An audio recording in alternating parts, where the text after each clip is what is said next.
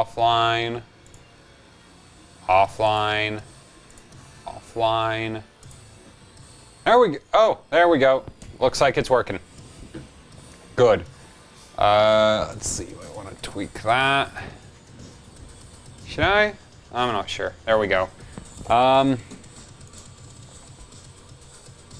So could somebody in the comments kindly tell me if we have audio, if you have sound, and if there's any delay? Hello?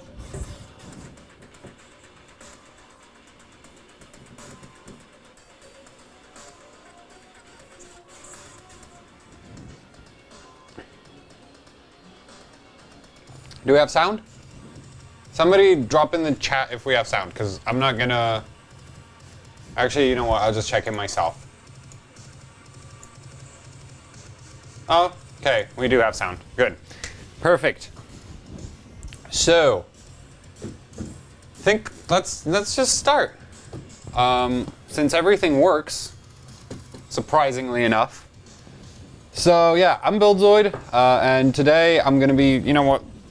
I'm not sure how to do this. How to go about this. Whatever. Yeah, I'm going to be overclocking the RX 480 GTR. So that's this card right here, and I'll pull it off the system. Actually, it should be fine. Hopefully that won't break the capture card. It shouldn't, but I don't know. Thing never works. So, today I'll be trying to do Firestrike Extreme, regular Firestrike, and Unigine Heaven, and probably some GPU Pi on this lovely piece of graphics card. So this is an XFX RX 480 GTR, Black Edition. This one, specifically this sample, is amazing.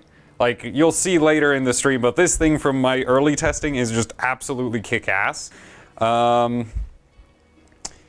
Yeah, so interesting things to note about these cards. Well, I did a full PCB analysis video as well as a teardown of the card on my YouTube channel, so you can go watch those. But, you know, just like a quick note, this has the same VRM component loadout as a Fury X, which is ridiculously overkill and ridiculously awesome too.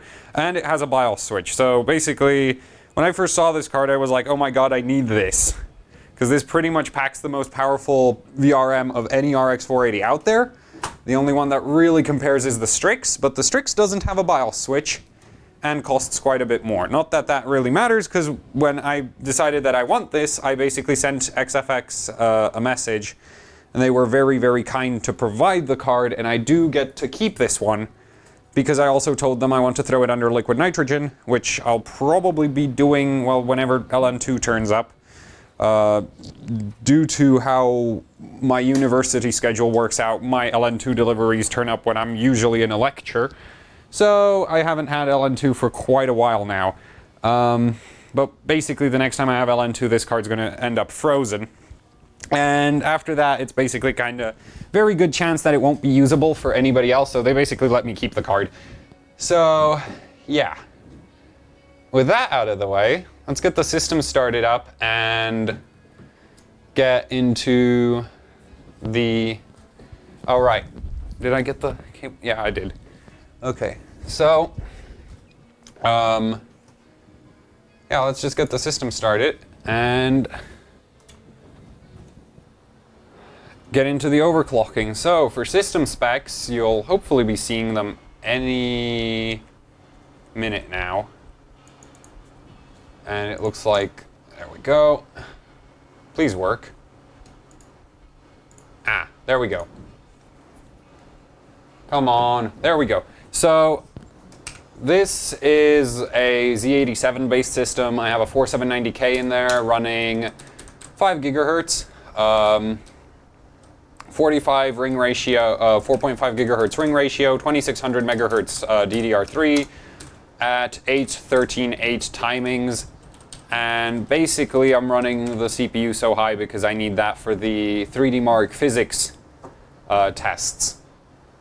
Because those are, you know, CPU bound. And actually, like, if if I had a different system, today I'd actually be aiming for a much higher goal in the 3D Mark, but the thing is 3D Mark is so heavily influenced by the CPU, especially once you start pushing almost 17,000 graphics score, that that basically I need a X99 CPU to actually get a good ranking on the 3D Mark ranking, so I just decided I'm going to go for GPU score today.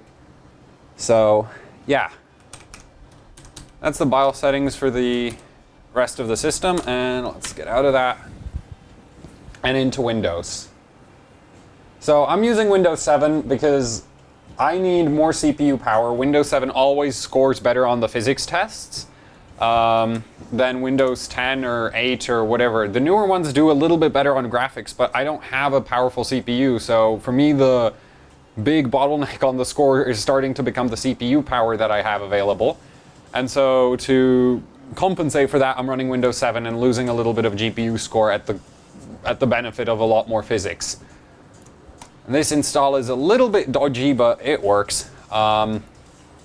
So my RX 480 is not running a stock RX 480 BIOS at this point. Come on. There we go. So I'm not sure if you can read that, but that says BZ plus Elmore 255 WA times 17. So this is my own BIOS based off of the Elmore BIOS, running the 1750 megahertz timings for basically from 1750 megahertz up. It never drops the timings to, well, it never loosens the timings as you increase the frequency.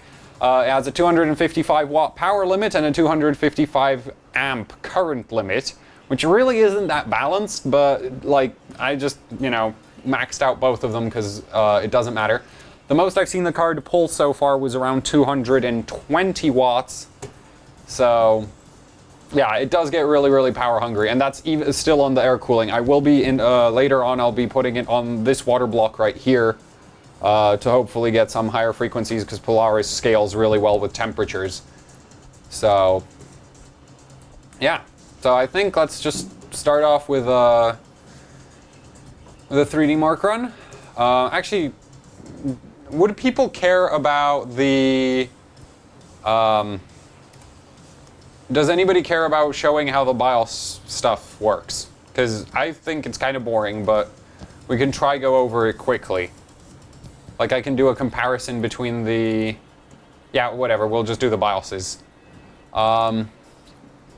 There's my collection. And I can't remember which one's which. Great. This is the one I must have flashed. So, okay, if we compare this one, which is, yeah, this is the correct one. So if you compare this one against the Elmore BIOS, which is that one.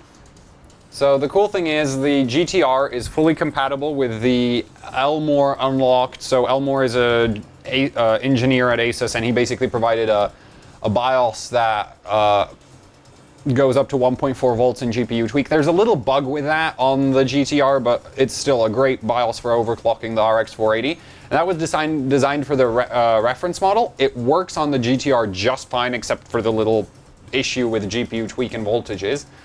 And yeah, so I took that BIOS, and that's the one I used to base my the BIOS that's currently on the card.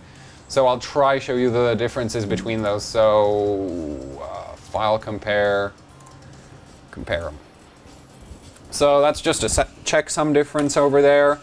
That's the BIOS name thing, because I replaced the version number so that I can keep track of it once it's flashed. This is memory.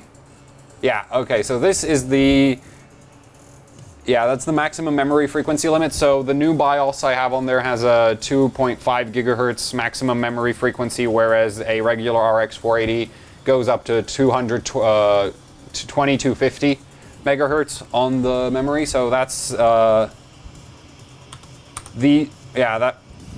should have been that. You know what? I'm not going to explain how a BIOS works on stream. I can barely keep track of it when I'm doing all right. So, yeah, wrong button. Oh right, wait, I changed the timing table and the. Okay, but this is the power limits. These. That right there is one power limit. That's the other power limit. Well, one of them's power limit, one of them's current limit. Can't remember which is which right now. That is also power limit? Something like that. And this should be getting to the... Yeah, so this is the memory frequency stuff. If I remember correctly. Yeah, so this is the memory timing, so I basically flashed higher timings over it, lower timings over the Elmore BIOS. So that's the basic differences. There's very little difference between them. If you want to do that yourself, there's an app called Polaris BIOS Editor, which basically if you... Nope. Elmore Air. There we go. So that'll load up a BIOS, and then you get access to like memory frequency limit, and you can just take that, increase it. Here you have your memory timings. You can just copy paste those from one to the next field. It won't let you change the timing at like the frequency at which this kicks in, which if you go into a hexadecimal editor, you can actually change the... So right here it says it's 2000. You can go into the hexadecimal editor and tell it that it only kicks in the timings at like 2100 or 1800, or you can basically tell it when to kick the timings in earlier or later. Since I retimed the card, I dropped the frequency for the BIOS and adjusted some of those things to make sure that the timings kick in at the right time and that I'm not booting on potentially too tight timings. So yeah, for the Fury X, there should be a BIOS editor that does most of this stuff. I'm not sure. I know Fury X BIOS editor. I don't think there's anything quite as comprehensive for the Fury X. So yeah, but for Polaris you have this. Here you can hard fix voltages. I really don't recommend using that because it, on the Fury X you could only go up to 1.3 volts. I haven't tested out if there's a voltage limit in this, but you can use this to mess with offsets, and like if you know why you're changing this, change this. If you don't, then don't touch it. Yeah, generally, you should... I'm not sure what the stock voltage limits on all of the BIOSes are, but the stock GTR BIOS is 1.3 volts, which for daily usage is plenty. For my usage is not enough. So with that out of the way, let's actually look at what kind of voltage I can push through this BIOS. So GPU-Z has this really nice functionality at this question mark here. So you press that. It gives you this, and you can just put a 3D, very basic 3D load onto the GPU. So it doesn't make it run very hot, but it does max out the frequency, memory frequency, and it basically gets you full 3D voltage down here, ignoring some voltage droop, because obviously at full load there will be higher current demand, which will basically, you'll be losing voltage just getting power from the VRM to the GPU core. So this gives you a slightly higher voltage reading, but it's enough that you can test what kinds of voltage you're getting with offsets.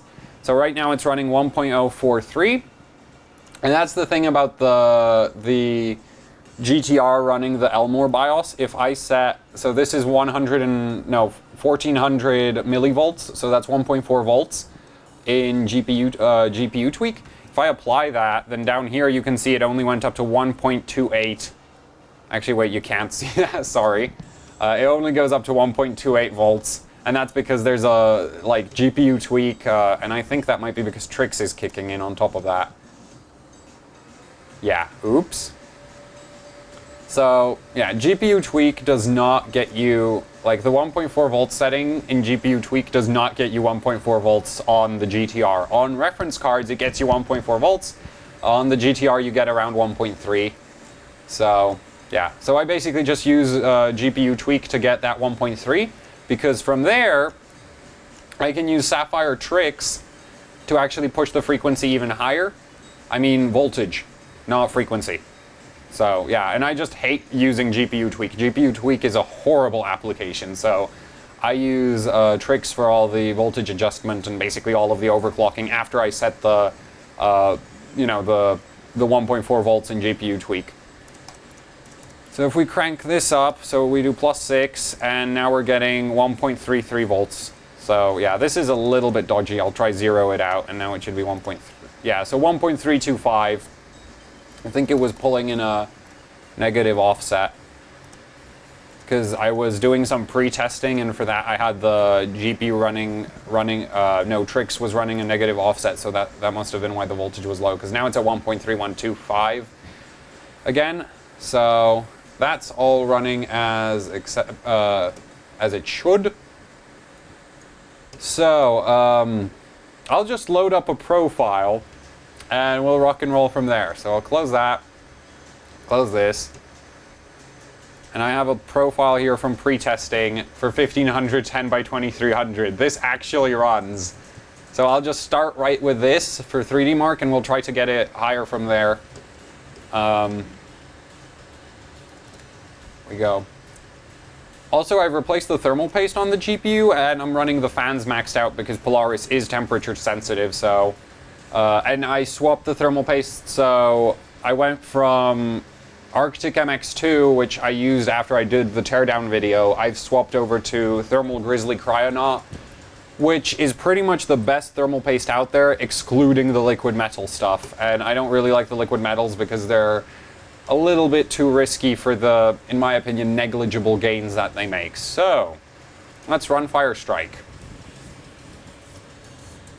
And this isn't gonna crash, I hope.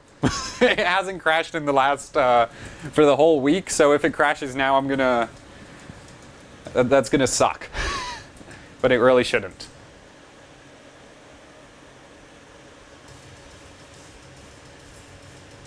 So yeah, and right now the BIOS is actually, the profile it loaded up should be running 1.35 volts to the GPU core. So this is well outside of the realm of daily usage voltage. The card scale, like the card goes easy up to 1480 megahertz, and above that it doesn't it needs a lot more voltage to get much further. But hopefully with the water cooling added on, I should get another 30 megahertz just off of the even lower temperatures. Though the GTR's cooler with maxed out fan speed actually does a great job of maintaining temperatures. I mean, we just saw Trix flash in and it was at like 54 degrees, and that just crashed. Wait, no, it didn't. I thought it froze. Okay, it's still running. Yeah. So the thing about the GTR's heatsink, though, is it exhausts air like upwards here, and it also exhausts air downwards towards the motherboard, which is why I have these fans here, because if you don't put positive pressure in front of the GTR's heatsink, what it'll do is you'll get basically hot air that comes down out of the heatsink. It'll get pushed along the motherboard, and it'll get pushed back out in front of the card and pulled back into the heatsink, which really damages the card's cooling performance, which is why I have these two fans here, so that they, basically make sure that all the air that the GTR kicks out goes straight out towards the camera. So yeah, so if you have the GTR in your case and you're getting weird temperatures, or like the temperatures seem high to you, just put some just put some airflow basically from the bottom of your motherboard up, or you can just try blow across it as well. That should also help. But basically the GTR does have an air reuse problem, which is inherent in this heatsink design. I've never seen a card that doesn't have a problem with this, with a top and bottom exhaust heatsink. So yeah, that's nothing really unexpected, but if you want maximum performance, you're going to want basically to put some airflow in front of the card. Or you can try put negative air pressure right behind the card, so you can have two fans behind the card pushing air that way. That also helps. Though I'd argue that getting fans in this area is harder. So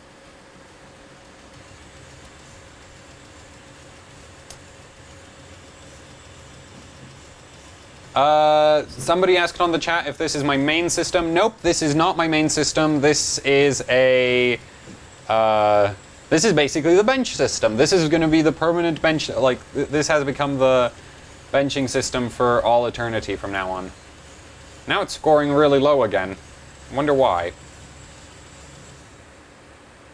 So yeah, so that's 16.75. I'm going to rerun it because I had a run earlier today where it was doing 16.9. Just going to do it again. So this isn't my main system. This is my main system over here. So I actually have a real case now. So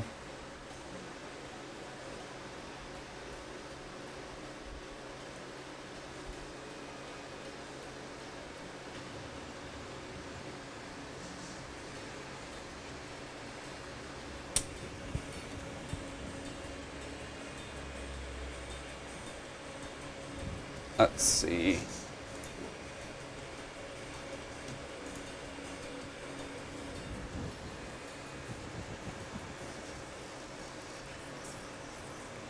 Right now I'm running without tessellation enabled because this is for hardware bot rankings, and hardware bot allows people to run without tessellation. My main system is a 5930K, 16 gigs of RAM, and a Fury X. And the Fury X is probably going to get replaced by something less powerful because I want to use the Fury X for benchmarking, and I really don't need a Fury X worth of GPU power. So, yeah.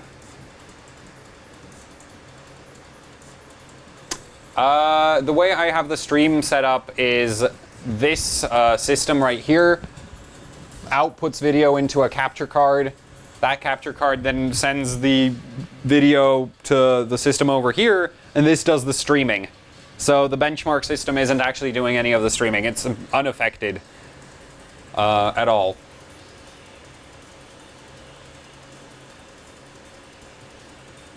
The chair? Some cheap chair from IKEA. I literally have no idea what it is.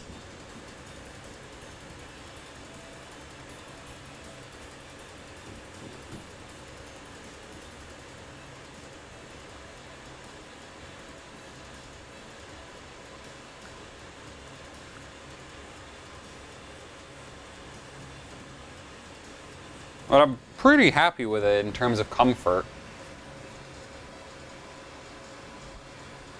So,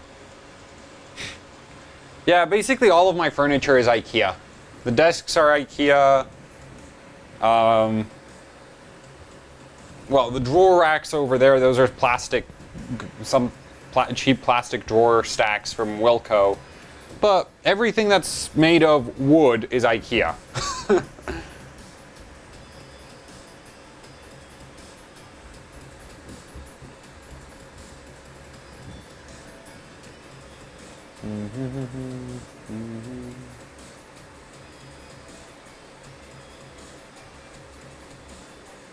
Ah, there we go, 16.9. That's good. Okay, well, I want more. I want 17K. I've already pretty much hit this score before, and I might end up giving the system a little bit more CPU speed, because at 5 gigahertz I'm only getting 14K on physics. And I do believe there's an app called, well, 3D Mark. There's a calculator for 3D Mark scores. So if we take what I've just got, which is 16K933, 14390, well, 1459 physics, and 5.85. Yeah, so if I was to get 15,000... okay, that doesn't actually make a big difference. I really do need that 5960X.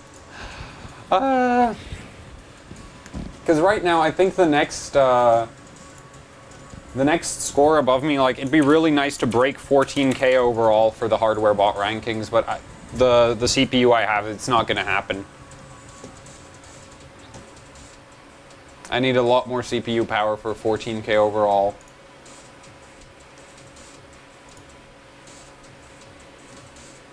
Yeah, all the scores above me on the hardware bot ranking, so I'll actually drop that in the chat. This is the RX 480 hardware bot ranking, so all of the scores above me just have a more powerful CPU. Oh, and some of them are running LN2. That also helps. And this will end up on LN2, and I think once this is on LN2, it'll probably be an instantaneous win.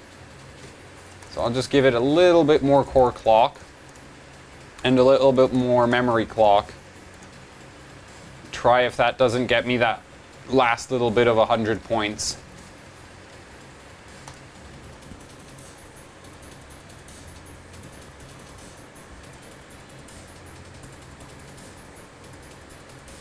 Probably going to need to give it a little bit more voltage for 1520, which I did actually make a pass at 1520, but much lower memory clock. And with GPUs, the memory clock does actually sort of play a role in the overall stability. How much do I hope to hit on LN2? Well, so far everybody on LN2 has been hitting into the 1600s. So I guess being the first to break 1700 would be really, really nice. But the RX 480 on LN2 is, like, it's a nice card on LN2, it's a little bit picky. And you have black screen issues, which require some, well, I hope I can fix those with some volt modifications, but I'm not going to be doing any of that today because I want to document that better, and usually when I do stuff on live streams, it's horrific and messy, and I want to, for once, well, not for once, yeah, for once I want to make volt mods that don't look like absolute garbage. Cold bugs. So the cold bugs on the RX 480 on LN2 are all over the place. My reference card went all the way down to minus 196, and it was fine. And from what I've heard, other people have problems going below 90. So I think it varies from card to card. It's really like big variance between the cards.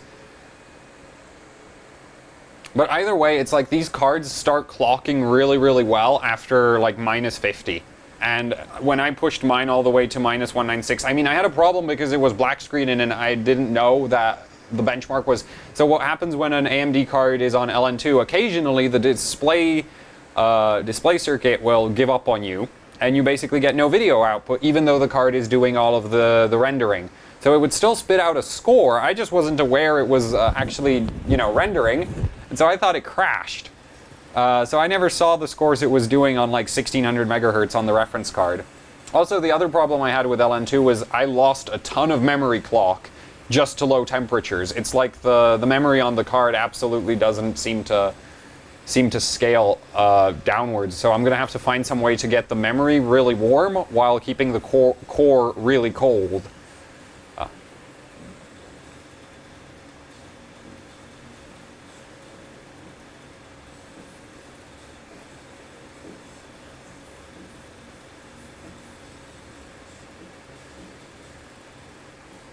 This is surprisingly stable.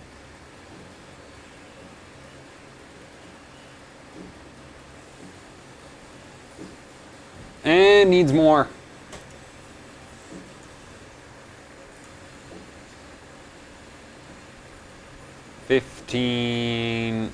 I'll try 1525. Give it a tad more voltage. Actually, 25 should work there. Tad more memory clock.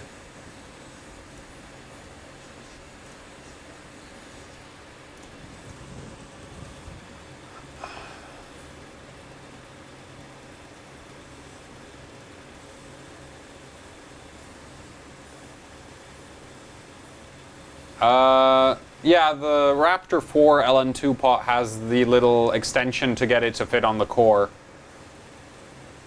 of GPUs which have really nearby capacitor banks, like the RX 480.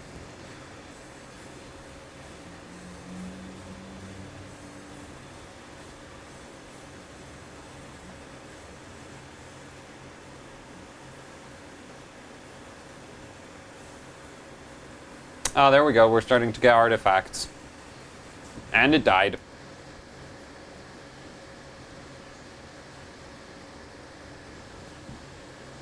And it recovered. Close. I kind of suspect that was the memory.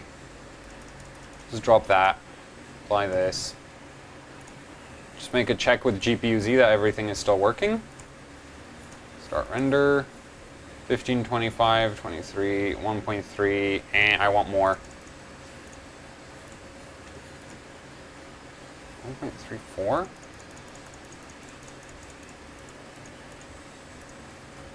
There, 1.36-ish. Okay, that should work at this point. And minimize you.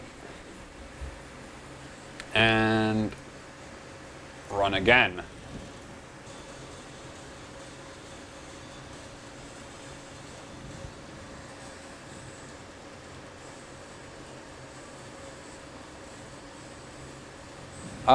Power draw for the card should be around 2, well actually for the core alone is going to be around 200, actually now it should be getting to like 230 watts. So the thing about the power readouts in GPU-Z for the Polaris chips is that's literally just the GPU core, because the rest of the card doesn't actually have any power measurement circuitry. So, yeah. And it crashed again.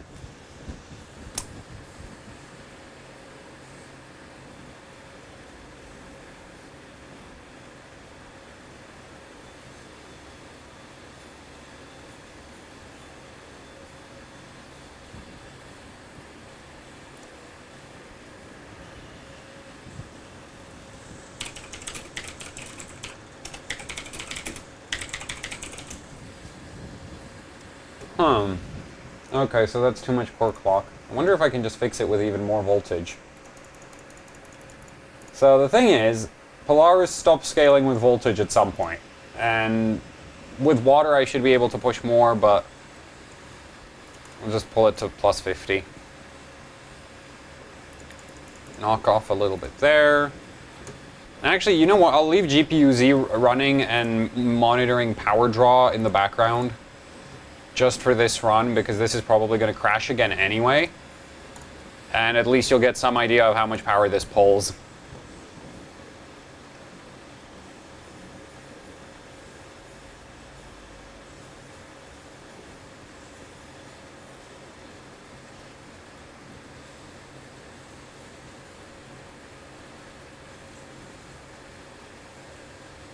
It might not even impact the score too much.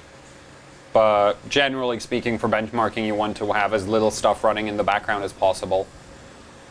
So that's why I usually don't run with GPU-Z in the background when I'm actually going for a score. When I'm just checking out how the system's running, I have GPU-Z in the background, because if anything goes wrong, I want to be able to reference GPU-Z to see what happened.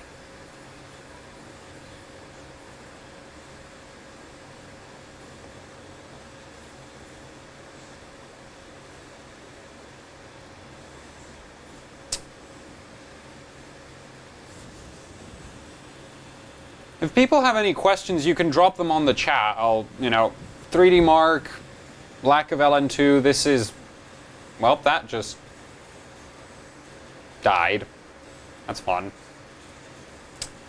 I think it's going to come back from this, because I think I saw this once in when I was doing my testing ahead of the stream, and it glitches out the score, but it returns, I think. Might. I'm turning off the tessellation in the drivers, because you can't mess with the benchmark. You have to mess with the drivers for hardware bot rules to apply. I'm just going to reset the system. It said reset. Oh, it's not resetting. That's interesting. There we go.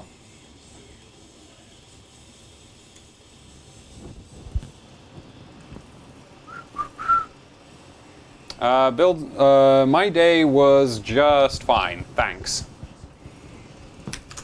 I want to try something. Just a little bit more CPU clock. That should help the score a bit. Also, the chip is delidded, so it runs actually really, really cool, even though I'm pushing a ton of voltage through it.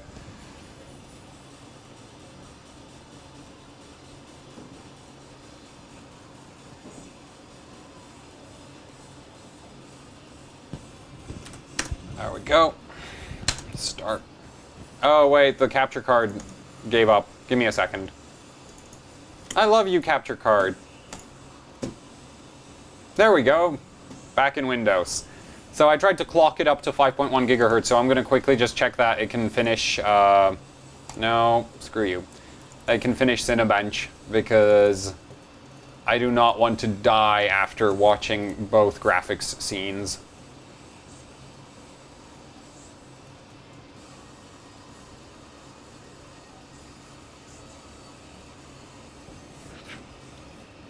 If it finishes this, it'll have to be able to finish graphics, because this is way heavier, physics, because this is way heavier than the physics stage, and that did not work. Okay. What kind of temperatures is it running? Don't send. Could also have, let's see, 1.46. GPU-Z say. Error. Nope. Oh, that's fun. Oh, there we go. It died. Okay, so that's not stable on the CPU. I'm gonna give it a bit more voltage.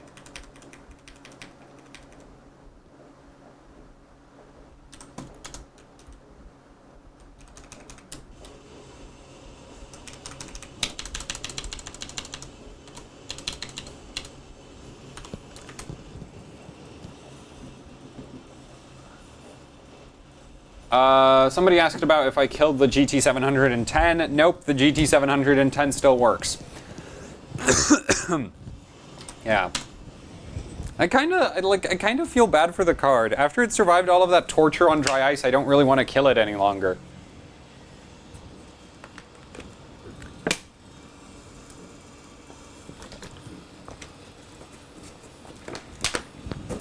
I always joke about killing things, but I don't actually want to kill them that much.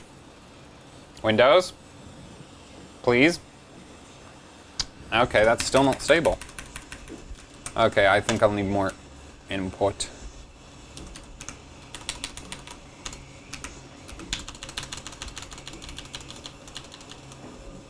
Let's see.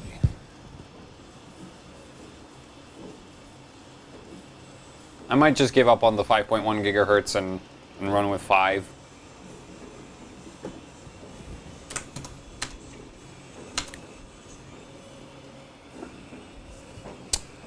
And is the RGB gonna... There we go.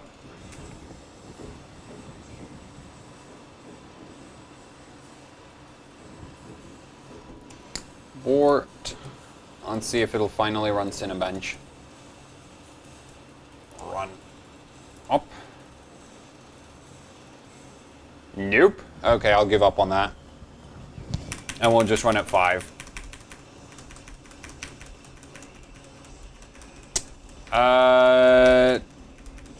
I haven't heard about washing machines this stream, so as long as it stays that way, I'm not gonna worry about it.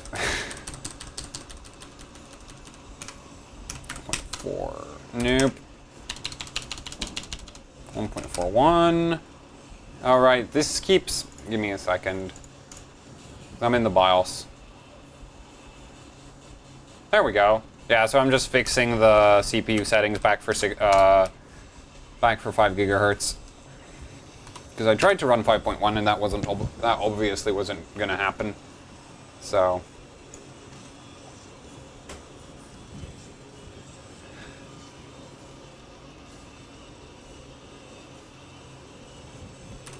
there we go.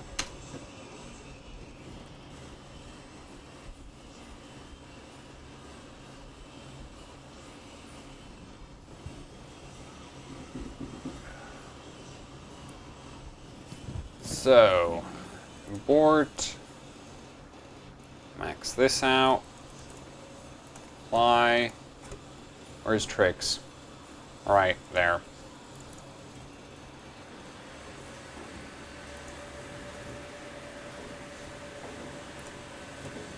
There we go, load up the profile, and I need to wonder if I could do any kind of tweaking. I don't think... Ah, well, more voltage. Plus 50. Nope, that's definitely not going to run. Apply. Let's hope for the best.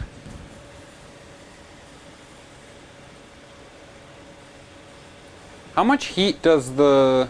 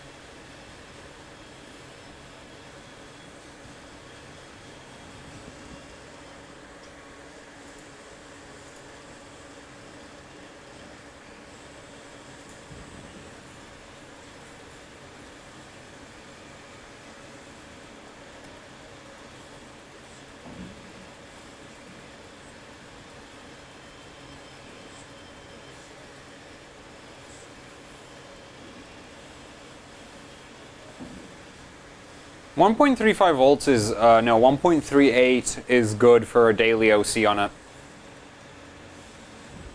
6600K. Well, that just gray screened again.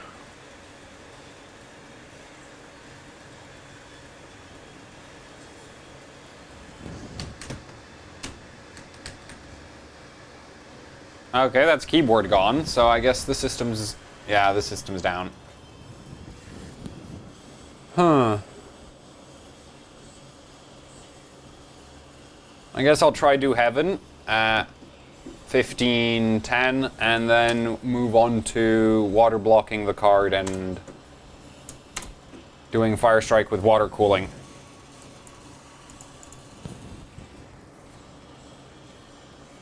Actually, no. Before that, I'm going to show you how much power it draws running Fire Strike.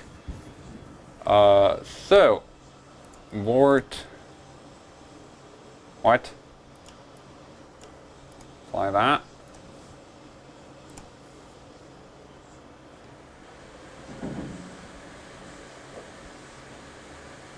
There we go.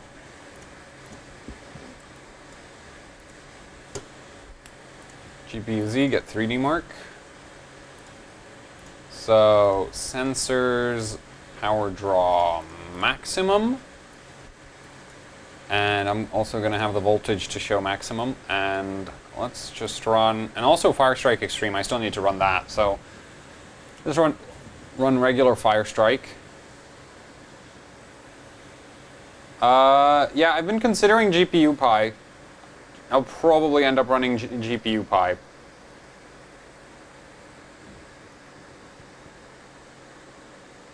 Later, though.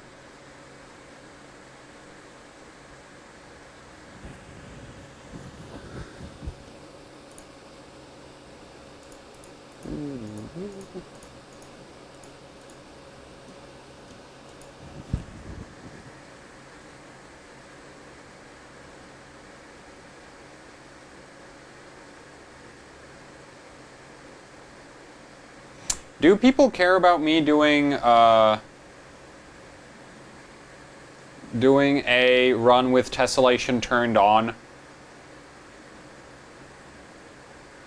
Because I'm only doing, like, just so you see what kind of performance this is for, like, normal people's standards.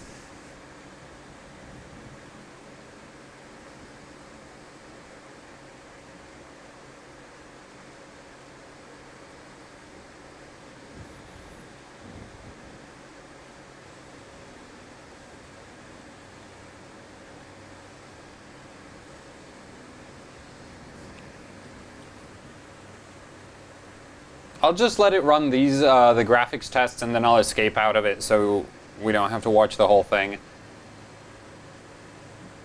Wait, so somebody wants the...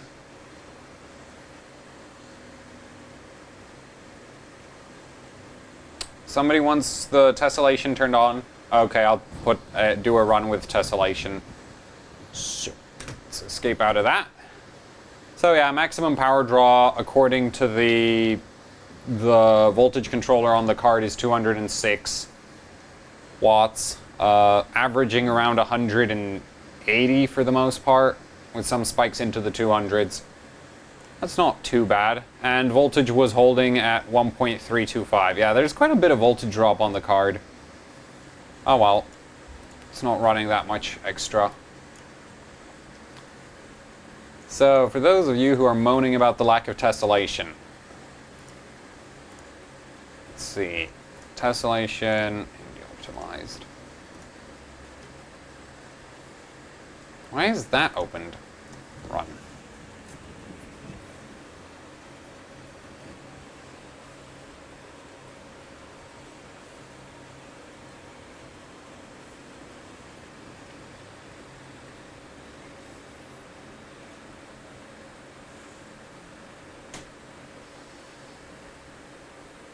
Like tessellation, in my early testing, I did a quick comparison tessellation on and tessellation off, and it's like 8% more, 8% more points if you disable tessellation. So, not really a big deal, in my opinion.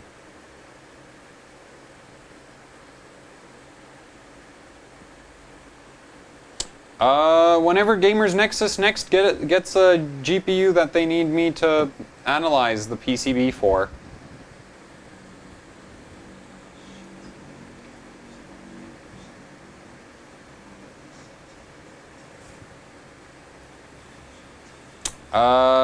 Global settings for extra FPS for like daily gaming or just for benchmarks?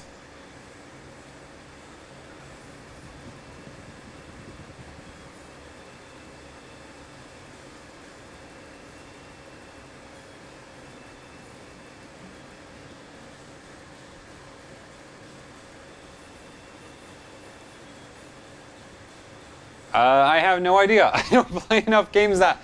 Why does it keep crashing? Damn it. It's dead again.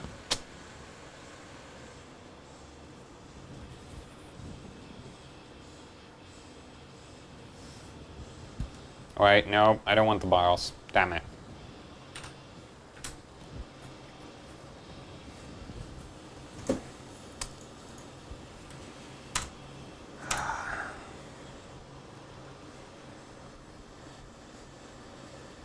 You know what?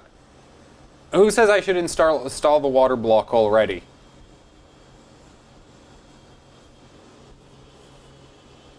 All in favor of installing the water block now. Say so in the chat.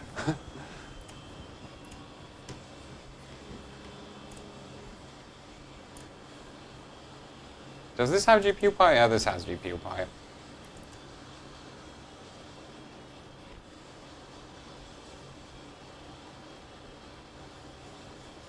Block it, block it. Okay, we're going for the water block.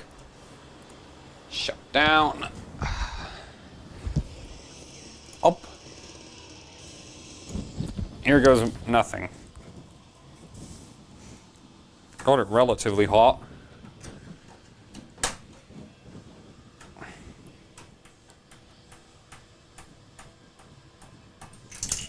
Damn it, that keeps happening. Hooray for motherboards without clips. There we go.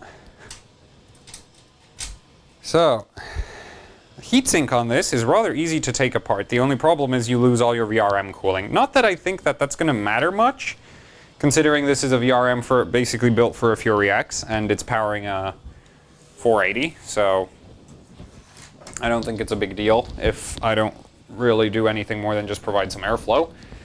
So there's the card. And I'll just pull off the heatsink,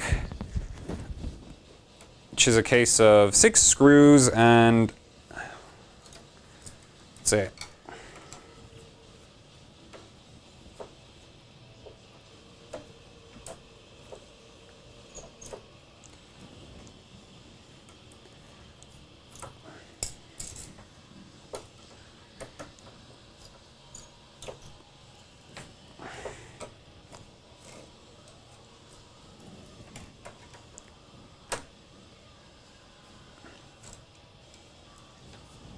There we go. Now the card should just, yeah, just comes off. Still warm. There we go.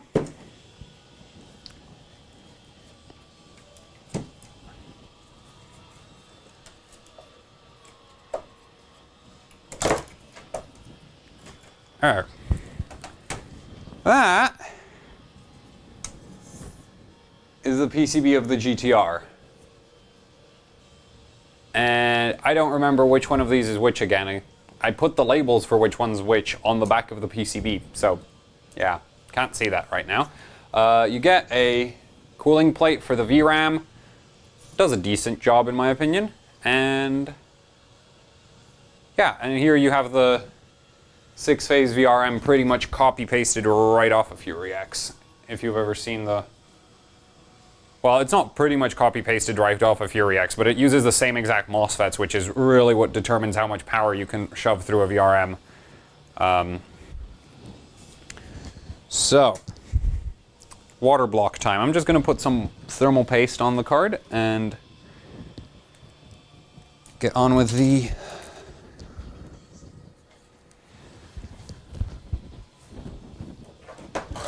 Also prepare the mounting gear for the water block, so, yep.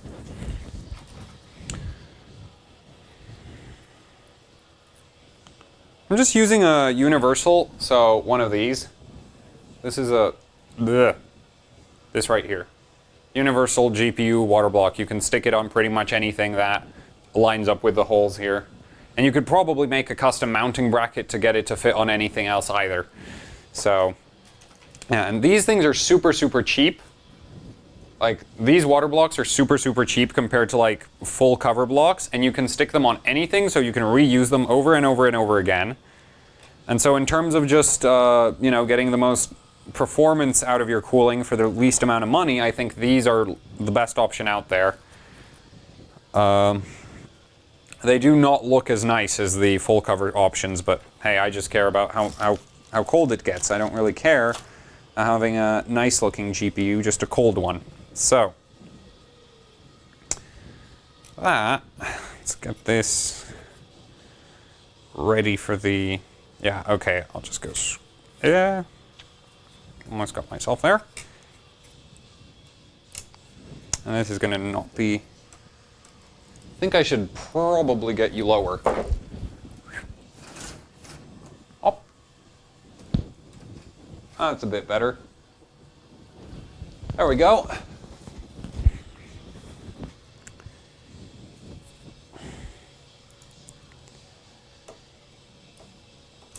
This is not going to be fun. This is not the...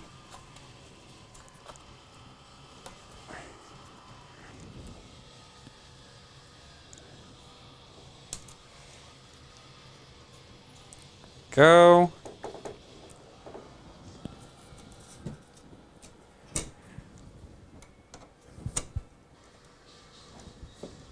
There. That's one.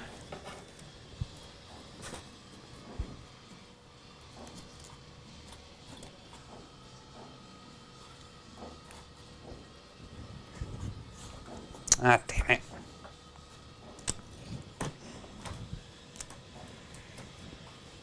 Stupid plastic washers.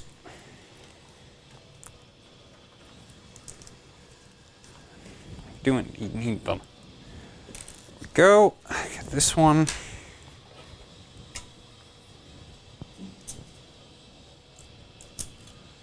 Yeah, that backplate does make installing these a little bit harder than it absolutely needs to be, but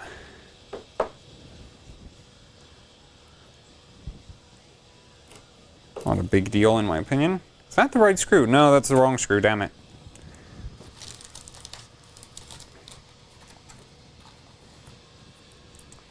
Need those. Go.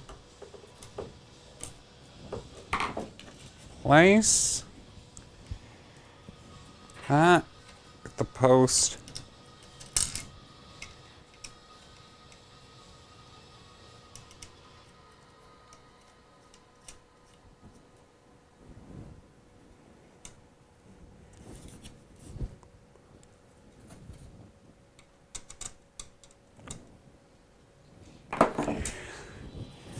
The second one,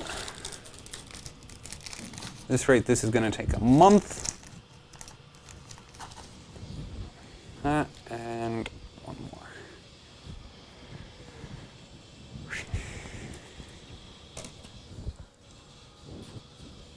Nope, thermal paste. There we go. One.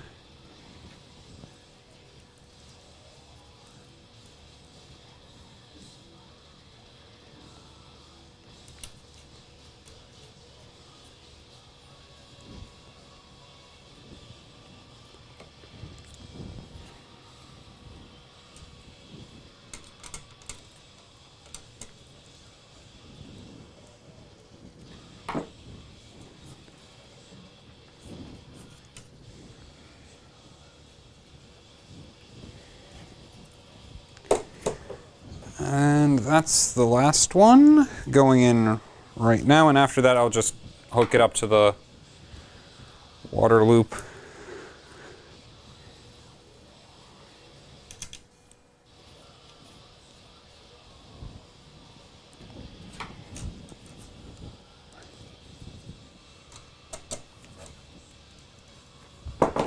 Go. redo the thermal paste.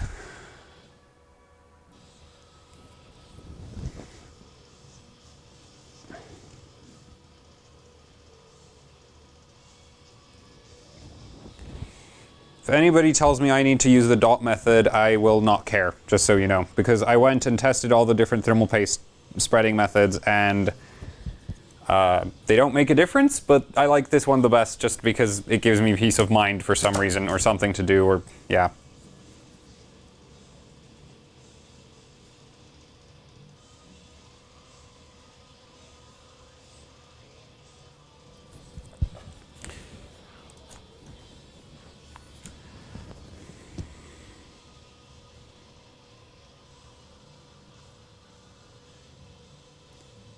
Go.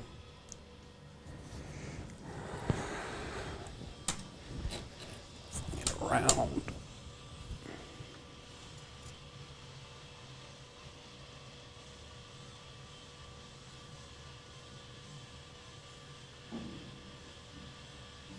There. That's the thermal paste applied, and now I can go and get the block on there. Get the springs. And now how's this gonna work? Okay, so now I'll lift you up again. Up. Put you this way. So card goes into system like that. So this has to come around, okay, yeah.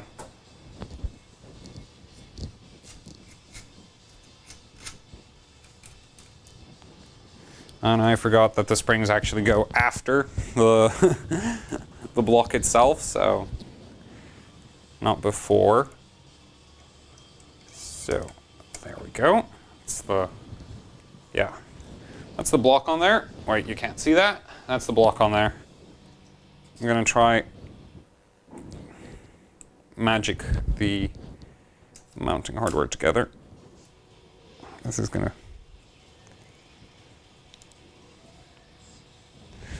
go.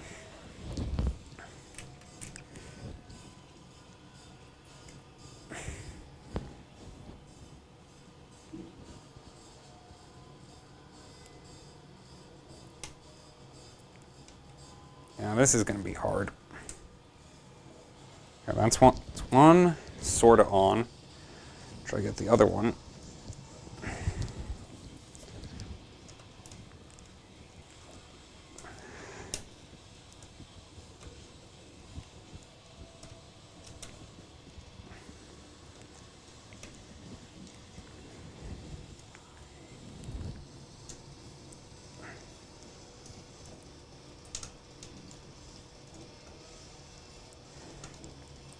Can't get the threads to engage.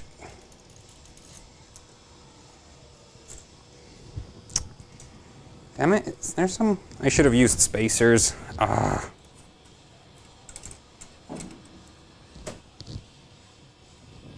Is that spring just messed up or something?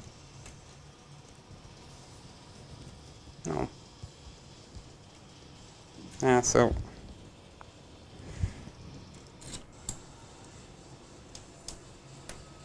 I get that one first, but yeah, should have used spacers. Definitely. Oh well, off with the block again. Yeah, it didn't even reach the thermal paste. How on earth? Oh wait, it must be conflicting with the...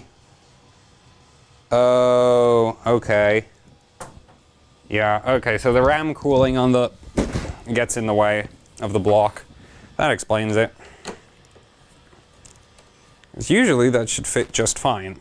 And this part of the RAM plate right there is in the way. I'm not gonna move the camera right now. I want to get this over with, so. Pull that off. I still have airflow going right over the card, so everything should be happy.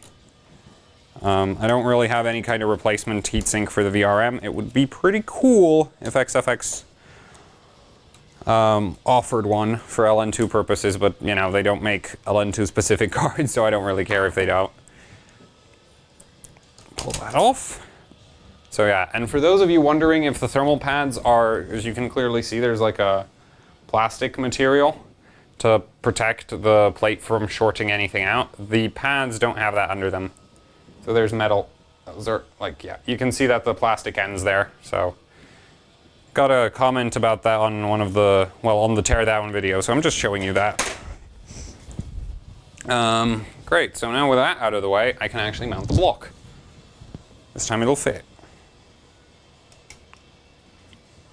There we go.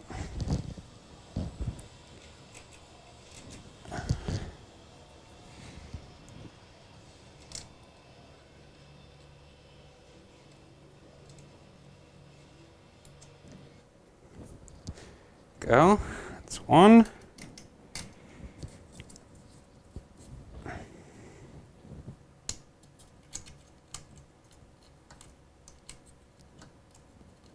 I might lose some RAM frequency to the extra, to the lack of cooling on it. But hopefully the airflow from the fans will be enough. If it isn't, then I'll get, well, stronger fans. Put them closer to the card.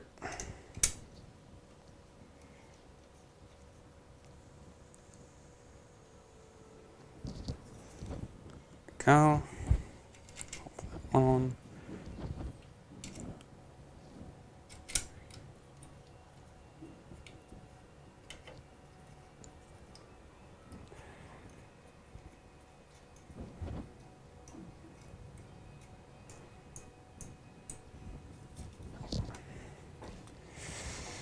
Do have a tool for tightening all of these, but just gotta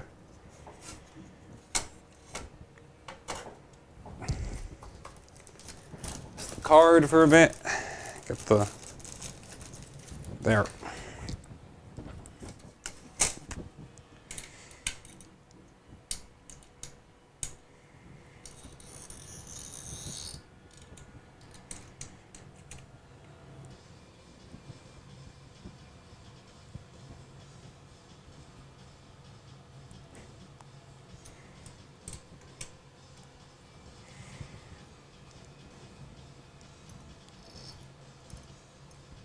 Go.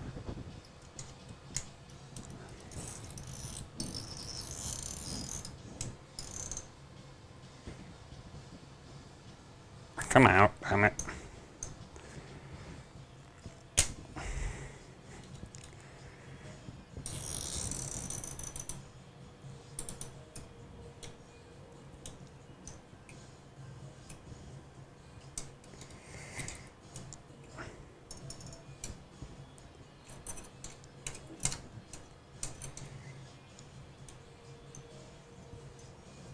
There, that's all tight. Now, back in the system with you. Hop.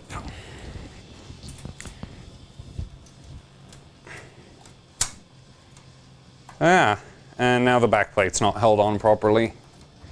Because the screws that hold on the RAM cooling plate actually hold on the back plate, but whatever. It's not gonna kill the card. It's not going to kill the board either. So that should be, oh wait, 8-pin.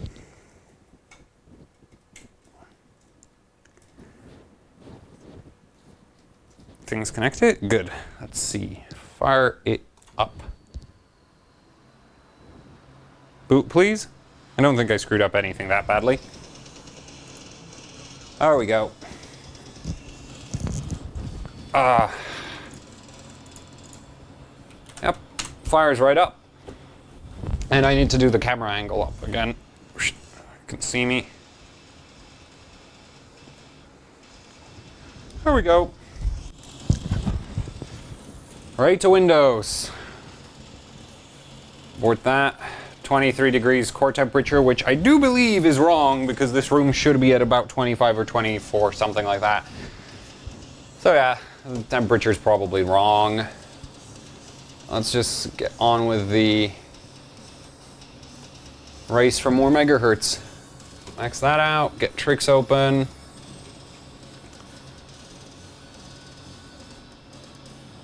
Actually, I'll have GPU-Z running in the background for the first run, just to show the temperatures now.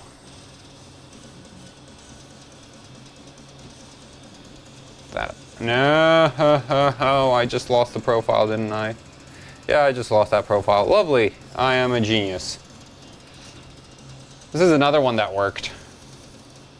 This combination here, but obviously with a lower memory clock and the fact that the Polaris cards come with a 256-bit bus, less memory clock is actually a terrible idea. You lose performance to it.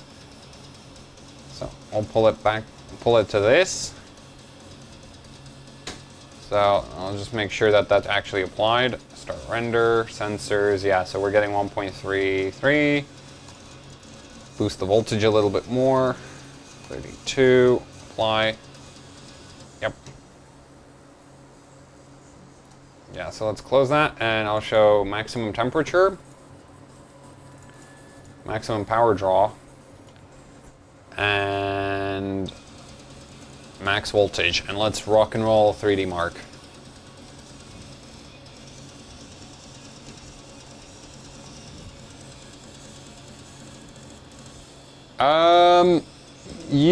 The way you cool the VRM, like, depending on what the VRM is, the cooling matters, doesn't matter. Like, the thing about VRMs is their current capability, like, the amount of current you put through a VRM produces a certain amount of heat, and now we're getting coil whine, so that's fun. That produces heat, and if the VRM gets too hot, it blows up. So, depending on how good the VRM is, it can handle more current at higher temperatures, which is why I'm not worried about this one, because this is designed to power a Fury X at like 90 degrees, and with just the airflow from these two fans, it shouldn't be going that hot. So,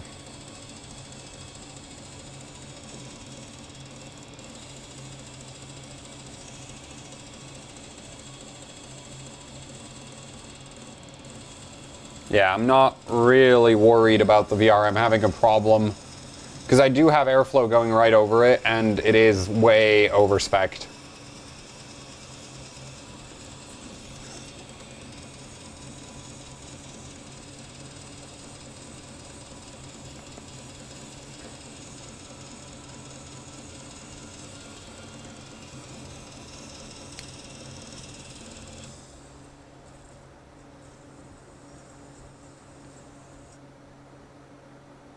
I wonder if my LN2 pot will fit with the memory plate.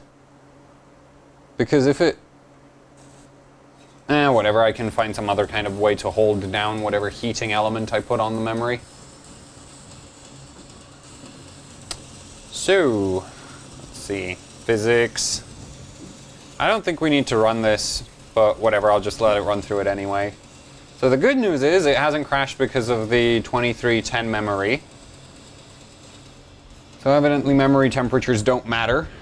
I think, you know what, I'll try get a thermal reading on that VRM.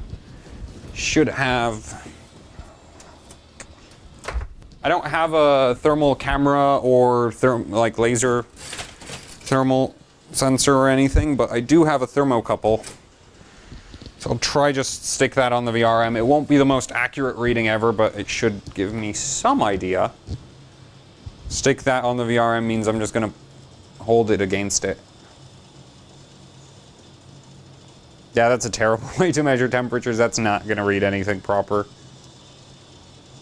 Now I'm getting very significant coil whine, which I shouldn't be getting according to XFX because they're using premium chokes or something like that. Oh, and finished before the VRM got warm. Yeah, so it's scoring a little bit lower. But what were the temperatures like? Lovely, 40 degrees maximum, whereas before, when I was doing testing, it usually hit around 70, just from memory, because I did actually do a few runs before this live stream where I was checking all the metrics, and it was doing 211 watts of power consumption, so it's not too bad. Let's crank it up. A lot. And hopefully this will just run due to the temperatures. So, run.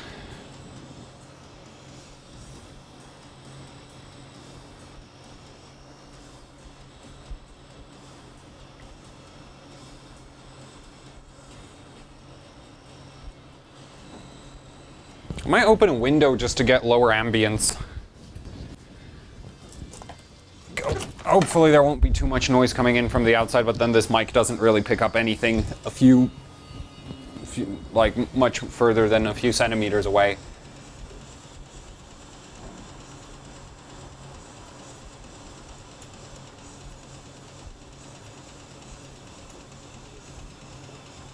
So yeah, just the cooling upgrade. It's already running quite a lot better.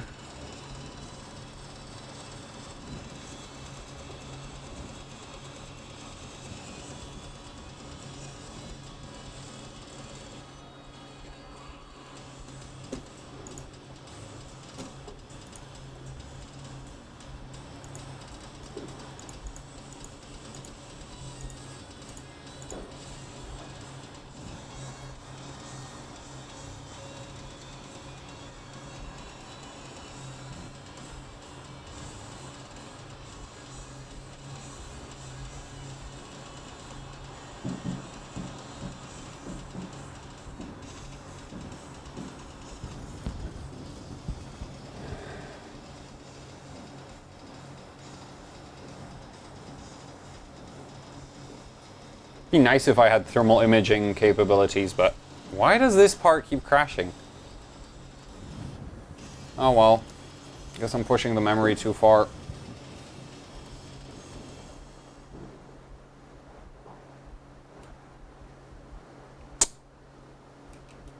Nope, I didn't want to go into the BIOS, damn it. Let's see, it won't recover. Start Windows normally. I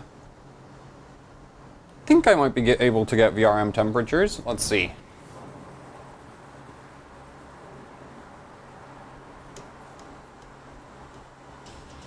Port.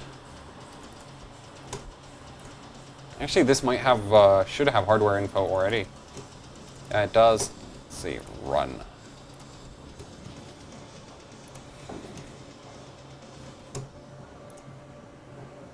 No, professional mode, there we go. Oh, apply.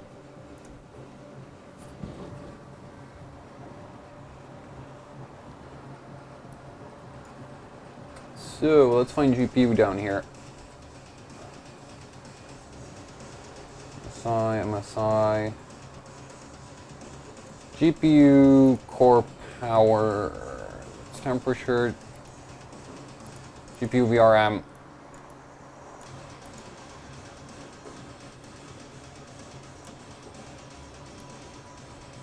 What's VRM2? Oh, that must be the small one. Okay, yeah. Yeah, 1.5 watts.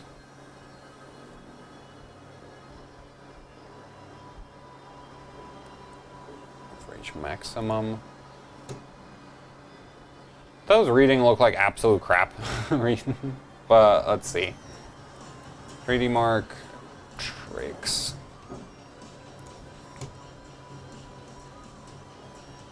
And I'll need GPU Z here for a bit. Because I need to get the render test running so that I can set up the voltages. Thank you.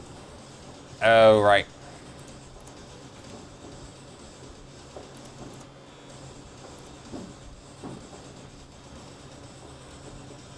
Yeah, so now it's almost 1.4 volts. Get this to... That's too high. Pull 5 off. Like that. Let's see. Oh, now it's reading realistic power draw. Power in, 66. Power out, 61. 52 degrees. What? Don't crash.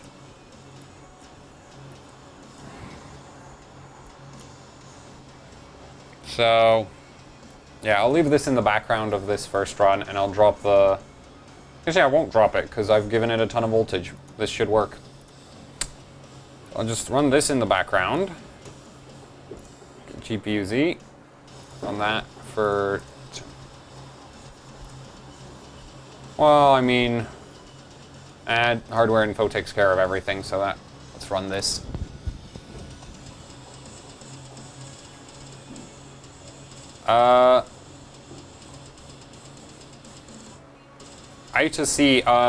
I2C's what hardware info is using to read it.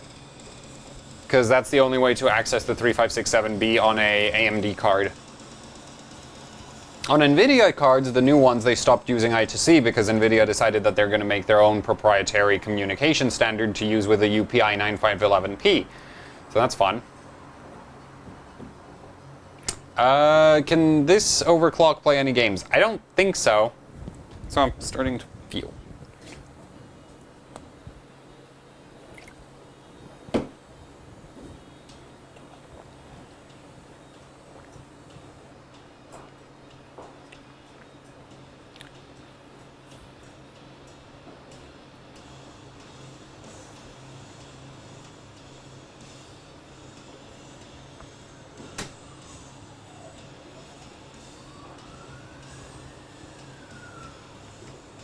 You know, I might actually have to raise the power limit, which is going to be surprising.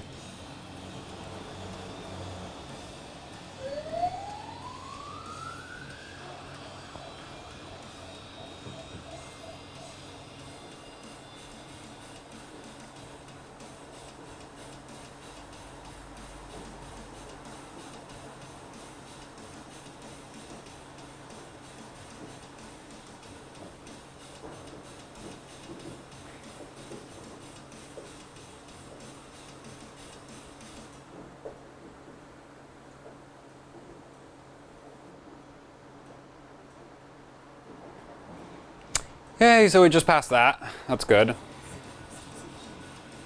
I'm hoping to get 1550 core clock on the water cooling, so...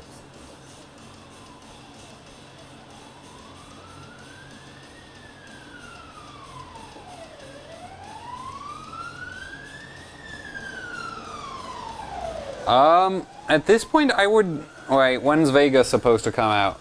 Second half? No, first half. First half of...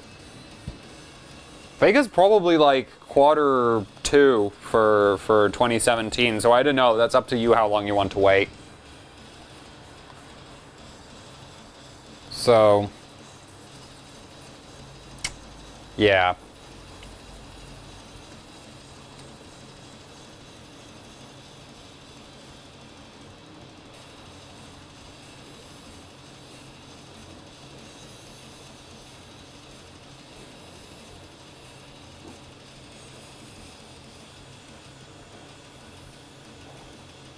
Still 1688. Okay, let's check those temperatures. So, temperatures, maximum 92 degrees. I am not worried at all. This VRM, like, at 125, this would still be perfectly capable of handling an RX 480.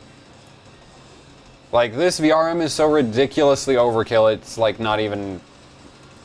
It's not even funny. And those power readings seem awfully low. Voltage is correct, though, so that's odd. Whatever, let's disable hardware info. Run without that, we'll probably get a better score. Let's see. Yeah, I'll just run without it.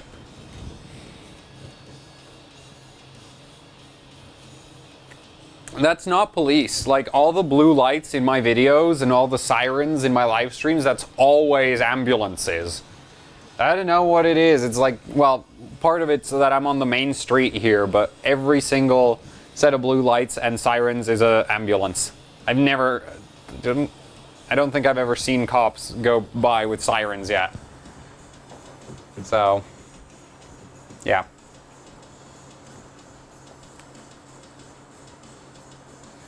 What device am I using for streaming? That right there is a AverMedia Live Gamer Portable, and I hate it because every time the resolution changes, I need to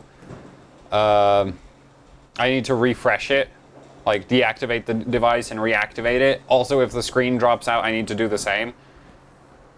Because, yeah, the capture card doesn't adapt to resolution changes very well, which for benchmarking is just, like, constant. Like, Unigine Heaven has a really odd benchmark. 3D Mark is nice because it outputs to 1080p. natively, but if you've noticed, the stream has a big black bar in part of it, and that's because the LGP got stuck at the Unigine resolution. So, yeah, that's great.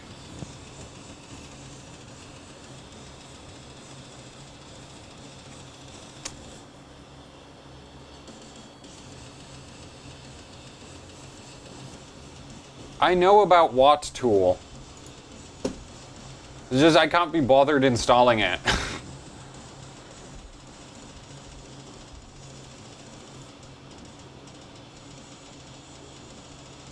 It's like I don't need more functionality, so I'll just use tricks.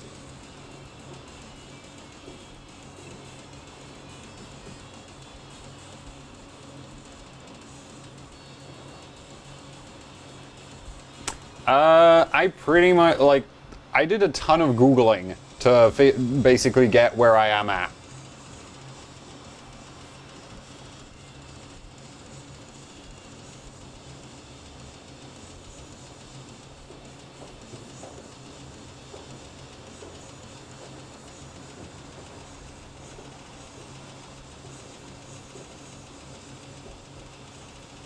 Though a lot of the VRM stuff I know is not Googling overclocking related stuff, it's Googling power electronics articles. So, yeah. Scorpus. 17K, finally! There. 17,000, lovely. But...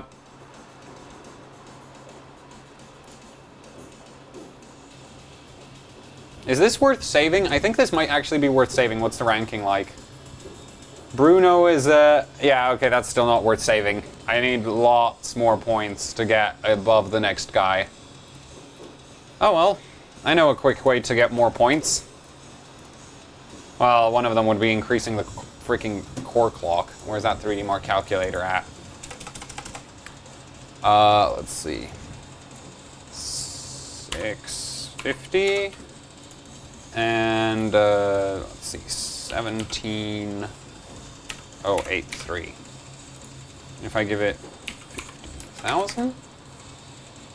Huh, so if I do get 5.1 gigahertz running on the CPU, then I would move up a rank on the rankings. And the rankings I'm referring to, I'm going to drop a chat, is that ranking. So, I'm currently rank 7, and I could move to 6 if I had more CPU power at my disposal. That guy's using a 6950X, if I'm not mistaken. Yeah, he's using a 6950X. I hate that about 3D Mark. It's like, oh, I want a good 3D Mark ranking. No, you need a ridiculous CPU. Screw you, Intel. Hopefully Zen will be good enough for 3D Mark. Either way, I'm going to try get everything with GPU power for now, so... little bit more voltage, and 1535 might pass. Might. Back to the chat.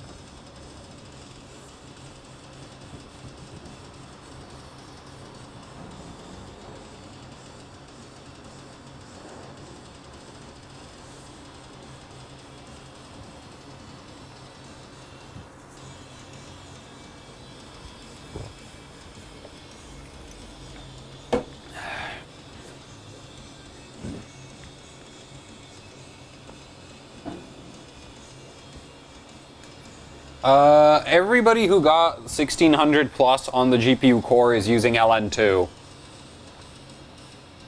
Yeah, and my first session on LN2 with the 480 was crap. I sucked at it. Like, I screwed up so many things. Then again, it was the first time I had any GPU on LN2.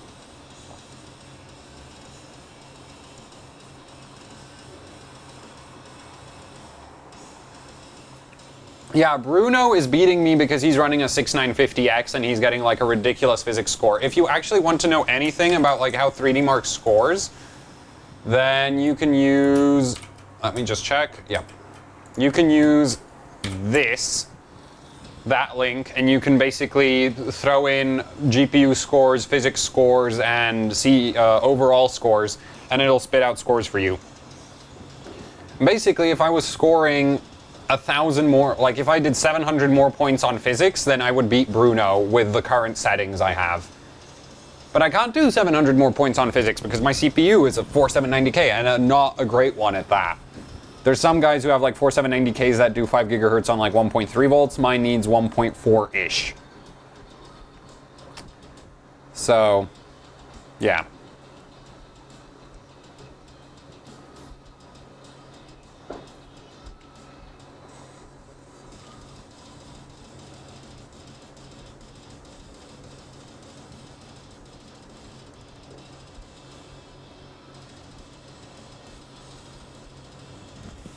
Well, at least 1535 seems to be working good, which is surprising.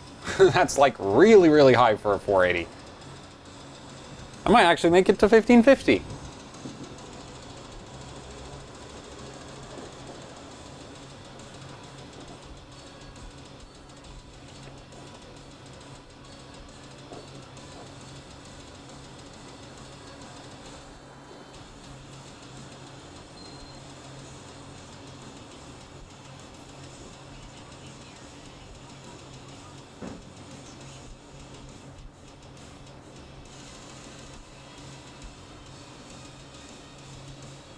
Oh wait, I'm gonna beat Bruno with GPU power alone at this rate. Today is a good day. Yeah, there's no way I'm catching up to Elmore because I actually can beat Elmore's, yeah, I can beat Elmore's GPU score. I'm actually beating Elmore's GPU, like I'm 20 points away from Elmore's GPU score, except he has 22K physics, so I'm not beating that. There's no way. Bruno is at... Oh, I just beat Bruno. Hell yes! Ha! Oh man, this card is good. I mean, it needs stupid amounts of voltage, but good. Still very good. So I'll just get everything arranged for the screenshot. Today is a good day. I don't need a 6950X. Well, I do. I still really, really do need a 6950X if I want to take all the top scores, but for this at least, I just need more GPU power. So that's 3D Mark done. I'll try Fire Strike Extreme next. I mean, Fire Strike Regular done. Another ambulance. You know, there's some kind of big celebration going on in the UK today, but I'm not from the UK, so I don't know their traditions, and I basically found out about it when the fireworks started. So, yeah. So that ambulance is probably picking up drunk people or something. Or somebody who, you know, blew their fingers off with a firework. Festivities are amazing. Okay, let's screenshot this. Cancel, paste that, save. GTR Fire Strike FS. There we go. And I did remember to get, yeah, I have GPU Z, CPU Z, yep. Okay, so that's regular Fire Strike down, time for Fire Strike Extreme. So Fire Strike Extreme differs from regular Fire Strike by increasing the resolution and I think some graphic settings a little bit, but mostly it's a resolution change.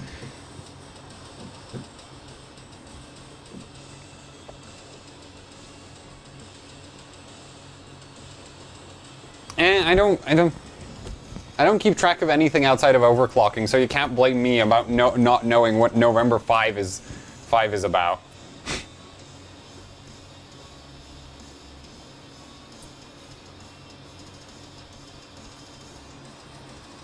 What?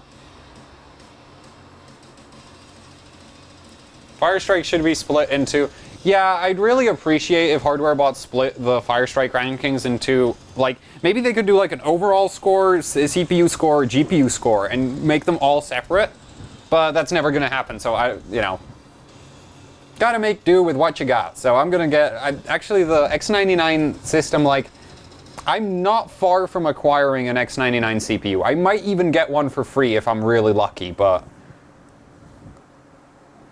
I actually have technically, I might just about be able to afford a second-hand 5960X. But yeah, it's tough to not have an X99 system and run 3D Mark.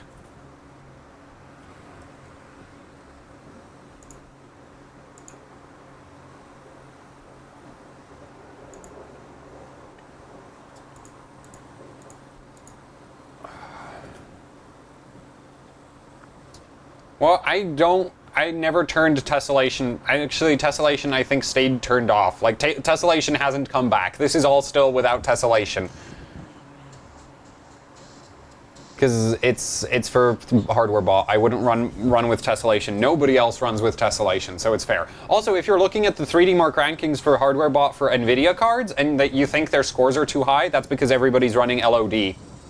So basically, they just have a red screen because the LOD is so high it doesn't render any textures, and I think there's some kind of post-processing thing, and it screws with that too, and basically Firestrike looks like a red screen that changes color. Like, it changes shades of color, changes shades of red, but it's still just a solid red screen for the most part. So 3D Mark on NVIDIA is really, really, really boring. On AMD, you get to see things, at least. What?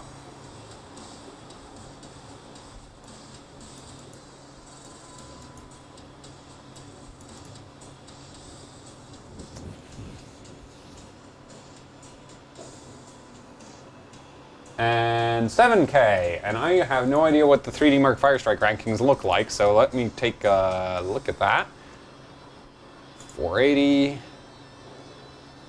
So this might be worth saving. If it's not worth saving, I can always push. Whoa, I am not far from the first place for that.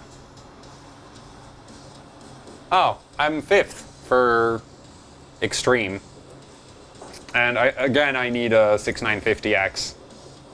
Yeah, there's Der Bauer above me with a 6950X. GoRod has a...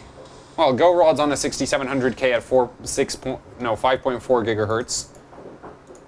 So I could technically... Maybe I'd be able to catch up to that, but I'd still need to push the GPU a lot more. Yeah, I think it's best if I just get a 6950X. Cheating by buying expensive CPUs. Put this over here. Put that there. CPU Z.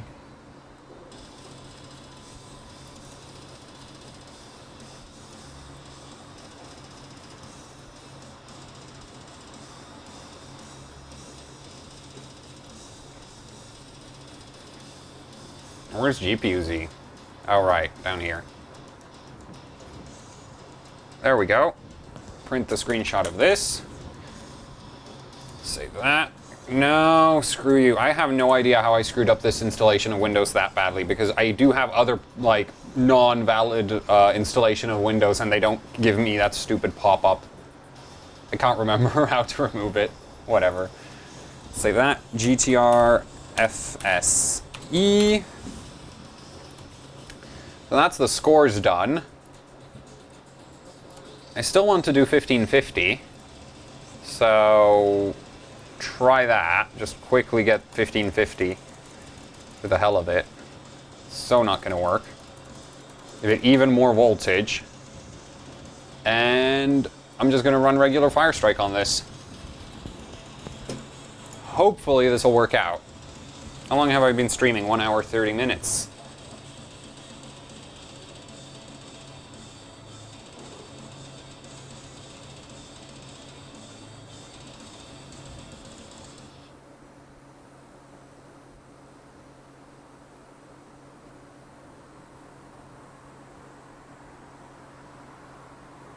Damn, those coils are making some interesting noises now.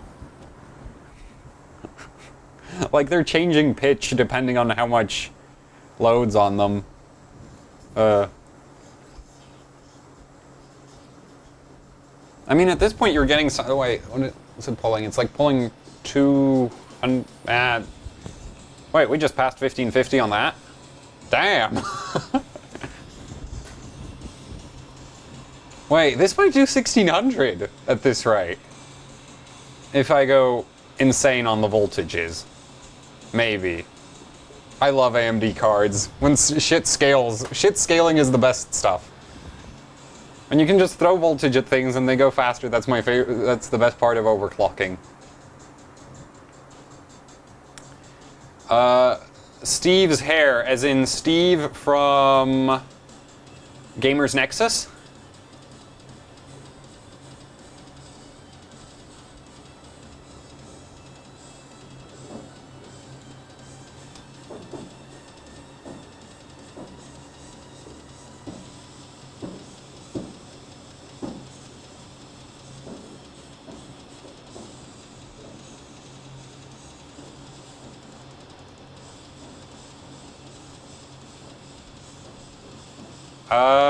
My opinion on Steve's hair from Gamers Nexus, I don't really have an opinion on his hair.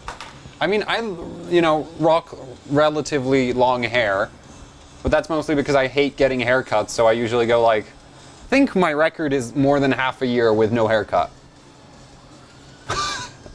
So yeah, but at that point I basically decided I needed a haircut because I couldn't see. But right now it's still just about manageable. I'll probably get a haircut in a month. And his hair, I don't really care. I don't have an opinion. I personally prefer it longer.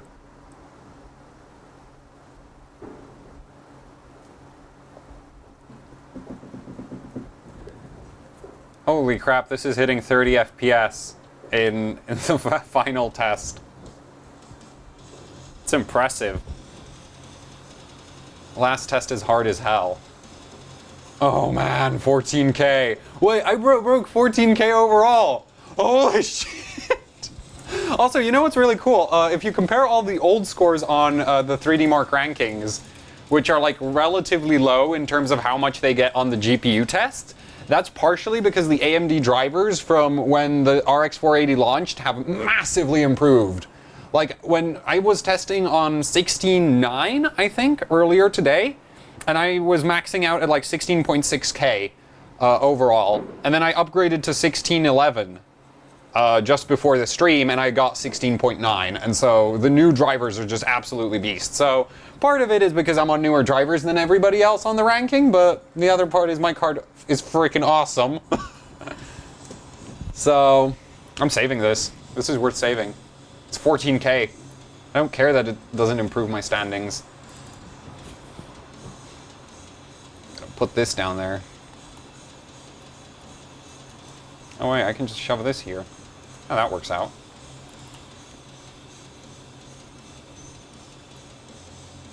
XFX is going to be so happy about the wallpaper I'm using. And I didn't get that from them. I made it after I discovered how awesome the card is to sort of celebrate it. Also to theme the live stream a bit, without having to have stupid overlays everywhere. What do I need? GPU-Z. That's right. This card is kick-ass. So kick-ass. And I do believe that I am very lucky with this card. I would not bet on 90% of RX 480s getting in anywhere near this, even among the GTRs. Like, this card is definitely top something percent. And if anybody's wondering about the ASIC this has, I do believe, wait, how do I see the ASIC score? I keep forgetting that. ASIC quality, yeah, this is a 73.3% ASIC quality card. So it's not incredible, but it scales with voltage really well, so I don't care that the ASIC is relatively low. And also on AMD cards, like basically if you get a really low ASIC card and get good cooling on it, you can get really, really high clocks because they scale really well with voltage. You can throw tons and tons of voltage at those cards and then just keep clocking better and better and better. Whereas if you have a high ASIC card, sure, it hits good clocks on low voltage, but it's like above a certain voltage, they just don't clock at all. So personally, I prefer the lower ASICs. And even with my Fury X's, that was the case, and I think I had a HD 7970, which was high ASIC, relatively high ASIC. It was like 76, 70, something like that. And that clocked like crap. That was a terrible card. So, since it didn't crash, I'm gonna go till I'm gonna keep going up till it stops working. And I'm not going to give it any more voltage because at this point I think it's running pretty, yeah, 1.4 volts. I mean, I could give it more, but at this point I'm sort of starting to get, even I'm starting to get concerned because these things ship stock at 1.1. So, 10 more megahertz and one more run. Wait, I forgot to apply.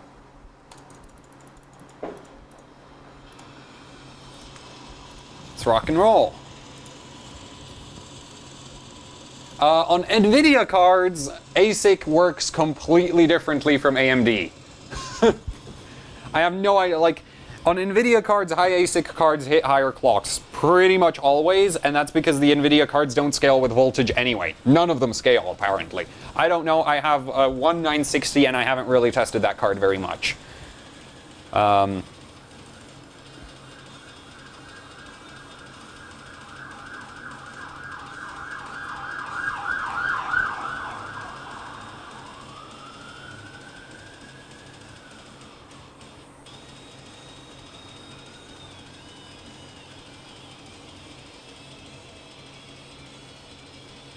1560 is going to pass. You know what would be cool? If this desk that I'm benching on was by the window that I opened, because then this would be getting fed, you know, like 5-degree ambient air, which would be awesome for the cooling performance of that water loop.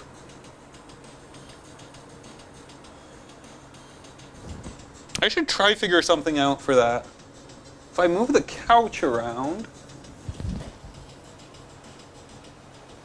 Yeah, maybe in the middle of winter I might do a session with open window session.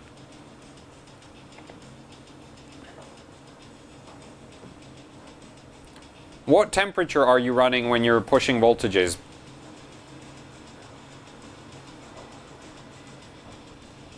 Because the thing about voltages, it's like they scale, but you also need to maintain like good temperature. Because if your temperature, like AMD cards, if your temperature goes really, really high, then the card hates high temperatures too.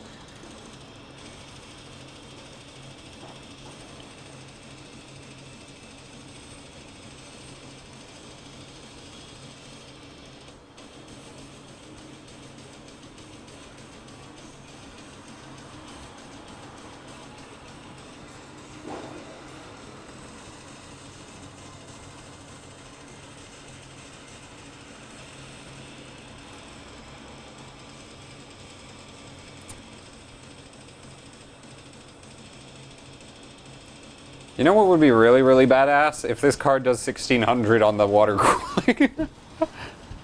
That would just be like... That would pretty much make this the top 1% RX 480 on the planet, in my opinion.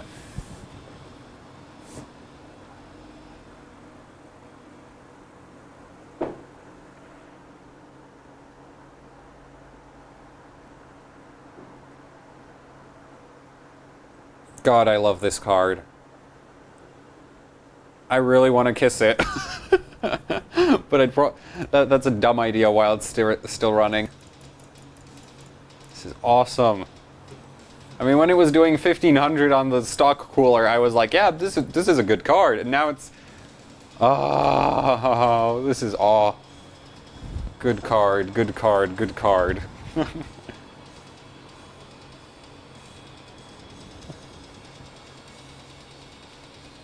I wish I knew how to do anything with metal, because then I could make a heatsink for the VRM, but unfortunately my ability to do anything with that is 0. Holy crap, it's going to pass 1570. Oh my!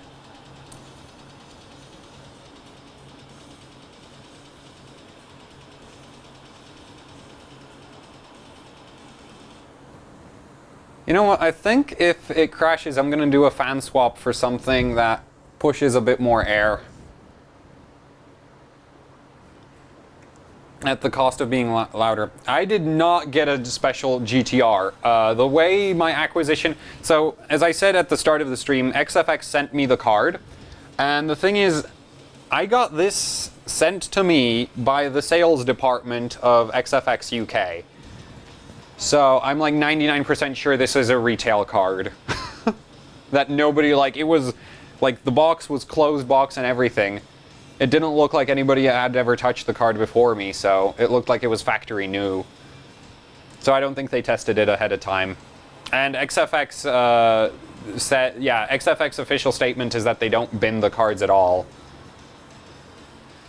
So I'm probably just really, really lucky here.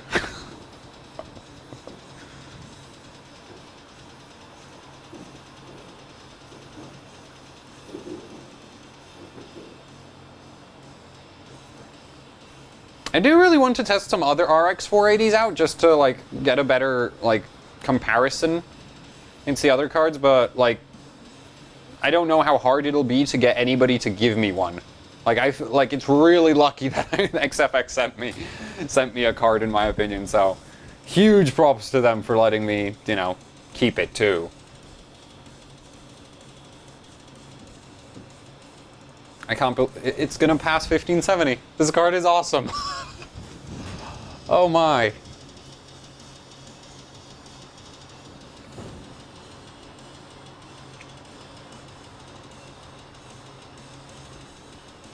Sapphire says they bin their cards. Yes, I am running 1750s. The timings, I am running 1750 timings. I haven't, like, when I first got the GTR, I was originally planning to try some looser timings to try hit 10 gigahertz memory. But from 2300 up, the memory performance doesn't seem to scale very well. That's probably because there's a core clock, like the core clock isn't high enough yet. So I still need to, like, experiment with the card more in the future, but oh my god, it's still scaling. Well, it's not even scaling at this point, it's just going up. It's going up and up and up. Let's run again. ASIC quality has trends, but it doesn't, like, it's not, you can't say this ASIC will hit this clock or something like that. It's not that solid. It has trends, like generally lower ASIC means you need more voltage and it'll scale better with temperature and have a, you know, it'll need basically more voltage and be more power hungry. And higher ASIC means it uses less power, needs less voltage, and it'll probably clock better on low voltage. But there are exceptions to both of those, and they're just sort of general guidelines. I really, personally, I don't rely on ASIC too much. I just sort of look at it, you know, just like, yeah, as an ASIC score. It doesn't really mean anything. I more care about, like, the card hits X or Y. On the NVIDIA side, ASIC is much more, what would you call it? Important? No, much more predictable would be the right term compared to AMD. On AMD, it's sort of all over the place, but there is some general trends. On NVIDIA, it's pretty obvious that as you get a higher ASIC, the cards just clock better. So, GP.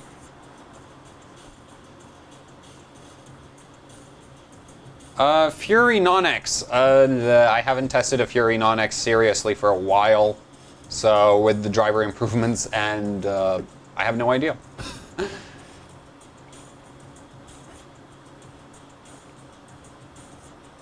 Yeah, so the GTRs aren't binned, but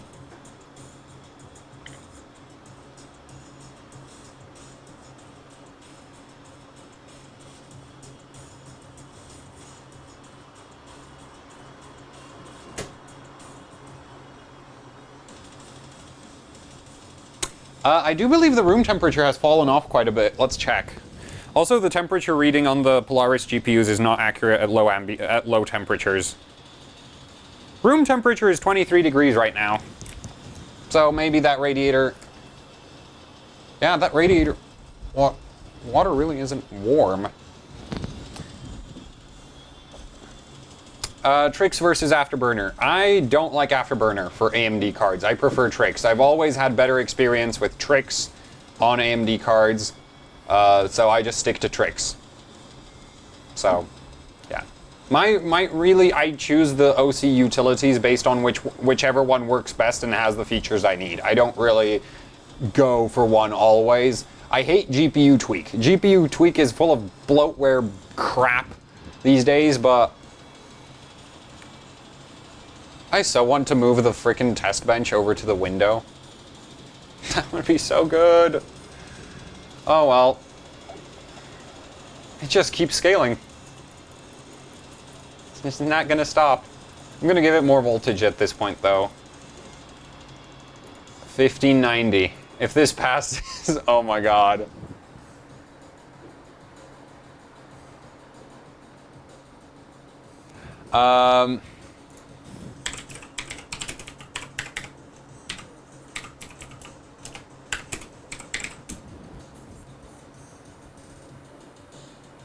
Oh, damn it, it looks like it might artifact this time.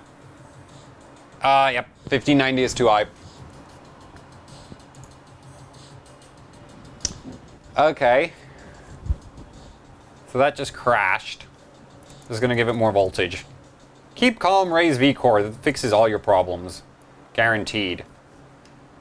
I did actually consider building a, like, duct thing, which would have like 2 fans on it, so that there'd be one fan, like, pulling through it and one fan pushing air into it. One end would go to the window, and the other one I could point at the radiator. So I might build that in the future, because I don't think I want to really rearrange my entire room just to get better temperatures. So, 3D Mark. 3D Mark probably just completely blew up, so I'll have to restart it.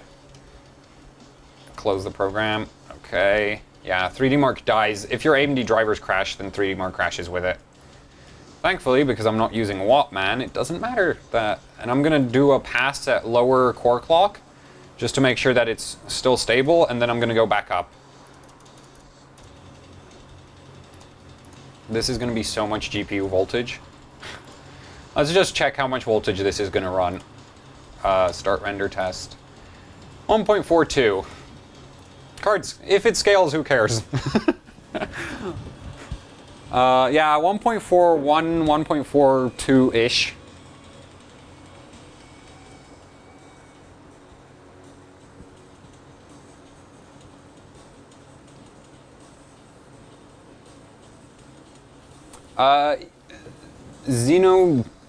Xenon difluoride, yeah, I'll keep that in mind. Though I might be able to do some crude heatsink myself for the VRM. On LN2, heatsinking the VRM on an RX 480 doesn't matter because the LN2 freezes the whole freaking thing. Like, literally, just through the contact of the, like, I use the spacer on the well, actually, you won't know what the spacer on the Der Bauer pot is, but see. Like, when I benched LN2 on the 480, this alone, this contact area, was enough to freeze the entire GPU to the point where the whole thing was covered in ice. So, VRM temperatures on LN2 really aren't worth worrying about. I'd actually argue water-cooled benchmarking is the worst for component lifespans because the VRMs always get stupid hot.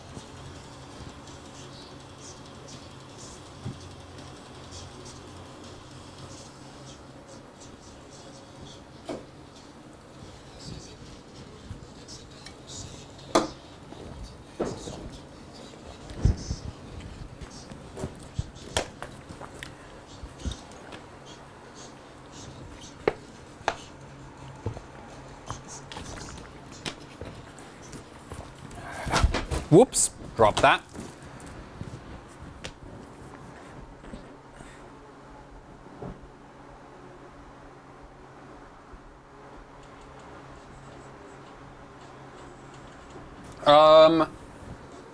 Depends on what core clock you're pushing. If basically my rule for pushing the memory clock is as long as it keeps increasing the score a lot, just keep pushing it up. And by a lot, I mean like 100 plus points. I think from 2300 to 2325, the difference on 3D Mark was like 10 points or something. It was nothing, basically. Like, you could tell that basically the memory completely stopped scaling at all. Like, it was still running faster, but it just didn't help the score anymore, so that's where I decided to call it quits. Also, 2325 isn't really that stable on this card. So, should I, got a Fury X, should I flash your BIOS on it? The thing about the Fury X is that it just, not that it sucks, I like the Fury X's, it's just, the BIOS basically just gives you more power and more stock voltage. You'd probably want to test if it's beneficial for you. I still need to release a Fury X BIOS that has increased, actually I wonder if that doesn't exist already. Because I have my own Fury X has a BIOS with extra HBM voltage on it. And that helps it hit 600 megahertz HBM. That's pretty useful. So let's try 1590 now. Please.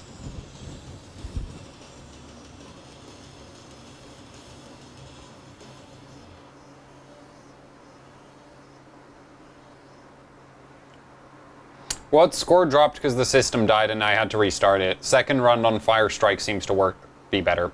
Damn it. It'll recover.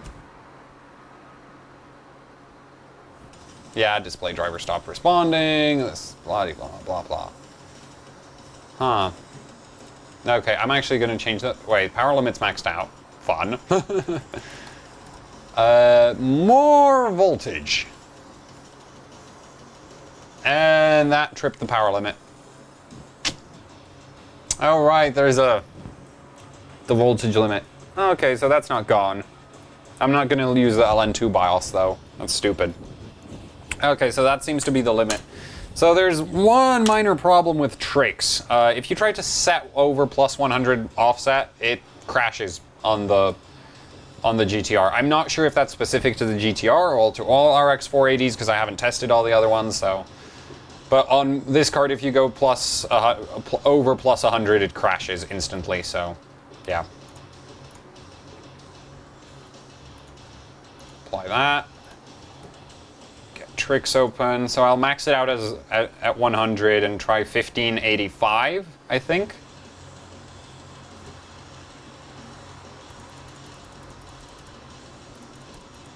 Holy crap, that is so high. Plus 100. Raise the power limit. Actually, max the power limit. Screw it. Card's gonna be fine. Memory clock.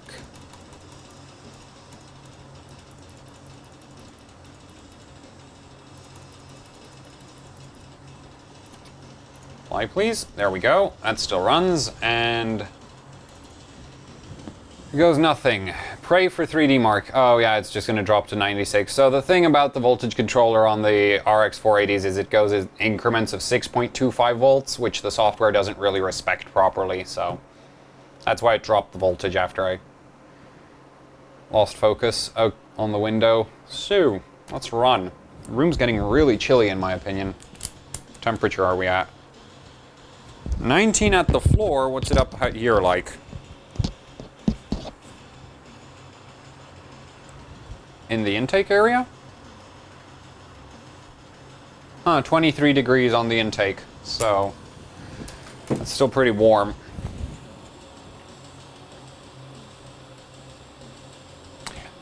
Current scale on what? The Fury X or the RX 480?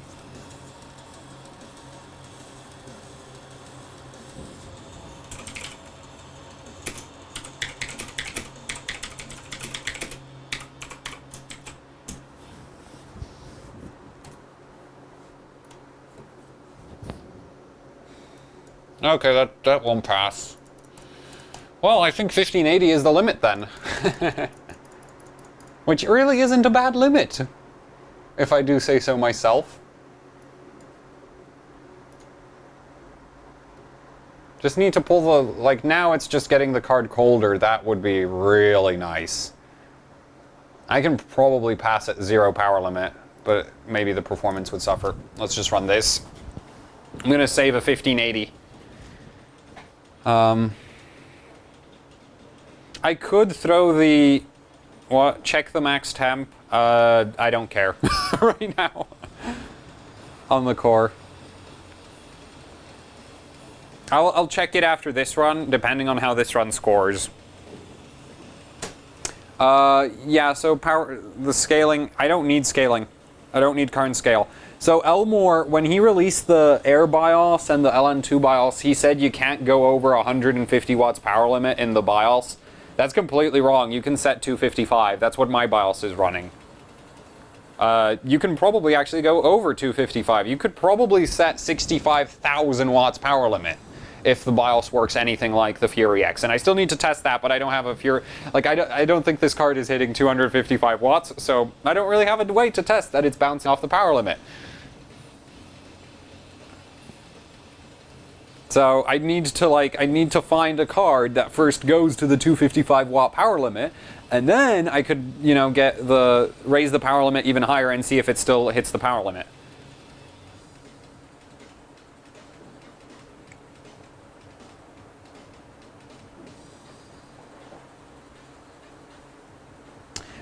Okay, so for the current scale on the Fury X, I did try current scale. You can basically use Afterburner has a I to C interface, and I use that you can basically use Afterburner to send I to C commands, and I sent the command for half current scale. On the Fury X, it didn't do anything. It literally didn't do anything for the performance drop with voltage. That's the big freaking problem about the Fury X is it's like, depending on what card you have, if you give it more voltage, it just stops performing better past a certain point. So some cards need more, like some cards can take more voltage, some cards can take less voltage, but basically all of them eventually hit a point where more voltage causes less performance, which thank God the RX 480 doesn't have that. That would be awful. That would literally ruin the RX 480. The RX 480 in terms of like overclocking behavior is everything the Fury X should have been. It scales with voltage, it scales with cooling, and it doesn't have a stupid freaking performance drop just because you throw more voltage at it. So I love the RX 480. It's awesome. And I especially love this one. But that might be because I just got lucky with this one, not necessarily, like, that's why I want to test all of the other ones. My big problem is this is one of the, like, there's like 3 cards that have a BIOS switch. No!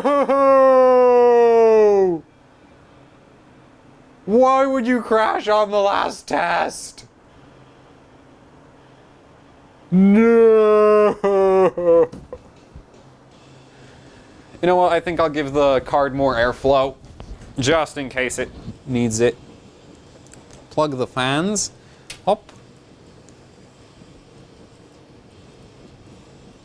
And swap them out for 2.5K. No, these are 2K. I'm gonna swap them out for another set of 2K RPM fans, but optimized for airflow. These are slightly, like these are everything if you think about it, the fan blades on these. So these can be used for radiators, these can be used for heat sinks, these can be used for just about anything because they're optimized to push reasonable static pressure and airflow at the same time, but they're also pretty quiet in my opinion. Well, compared to what I'm gonna swap them with, they're really quiet. So let's get that out. Up. That's one.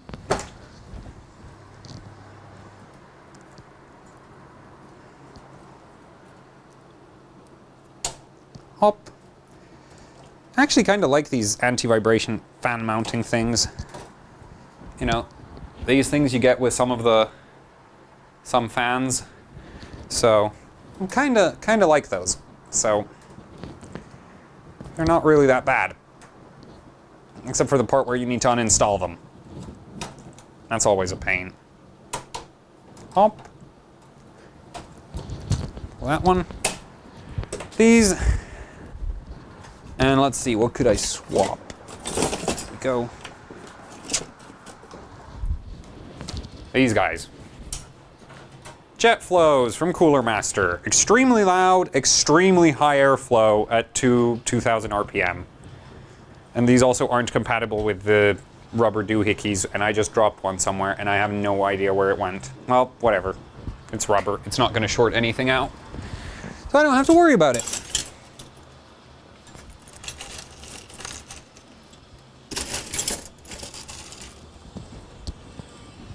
get these mounted.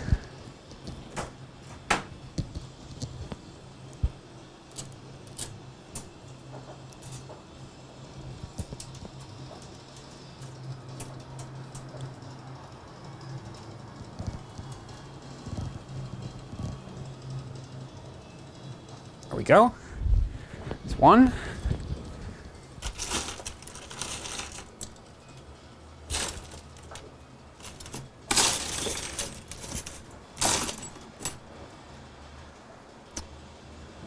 What the hell?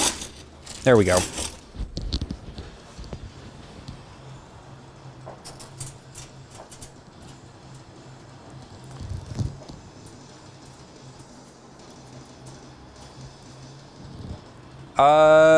VRM area. Nah, this VRM doesn't get hot enough for me to get concerned, and this VRM is vertical, so can't get lodged there. That's fine. Oh, I found it. No, that's a different one. Damn it, whatever. It really doesn't matter. I have way too many of them anyway. And I'll have more of them, because I'm actually ordering the same fans that those came with again sometime soon. Let's see. Get this one locked.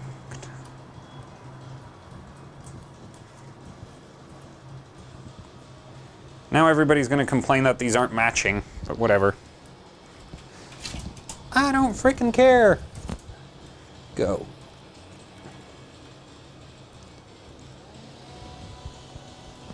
Yeah, that's more like it. Where's the other one? There we go. The other cable. There. Get the card a little colder.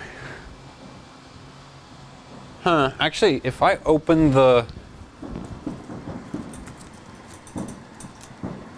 Let's see.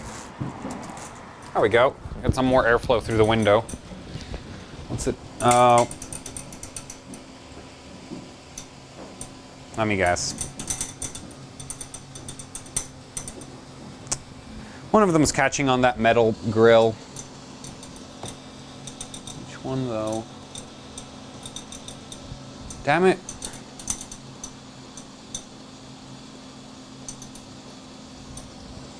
Whatever. 3D Mark just crashed, as usual. Lovely.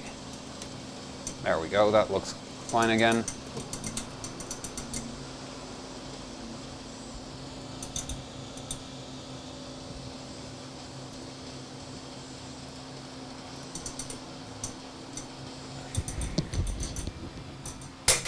Oh, it's that one. The hell? Why is this one doing that?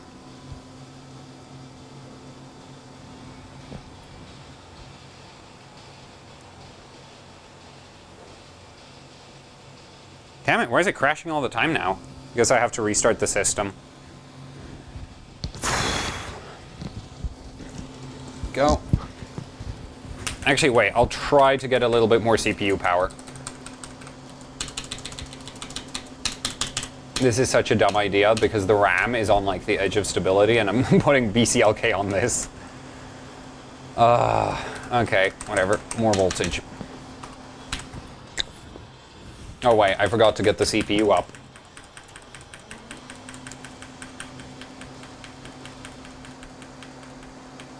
V2, come on, get me in.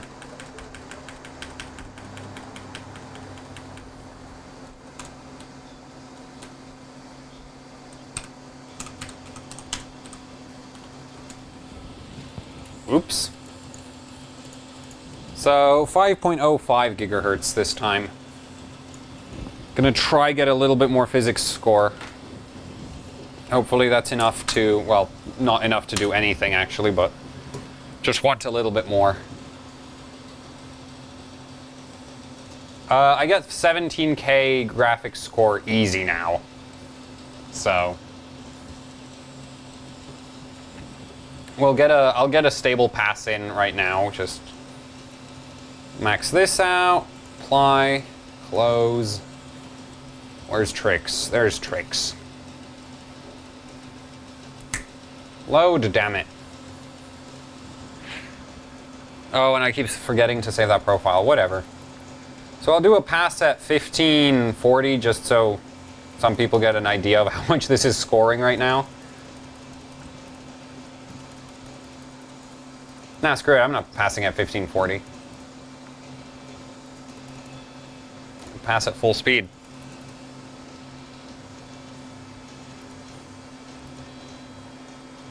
I'm gonna try 1570 first. 19 degrees on the... Yeah, the room's getting really cold now. What's the intake temp? Still 22 coming to the graphics card, so I don't know what the radiator getting fed. Radiator's getting fed 23, so that 19 degrees temperature is wrong, if anybody's wondering, but you know, whatever. Apply that. Oh yeah, and I'm gonna keep the power limit at 0 because the card's probably not gonna hit the 255 watts that it's limited to. So let's do a quick, yeah, let's just run it. Do a nice quick pass.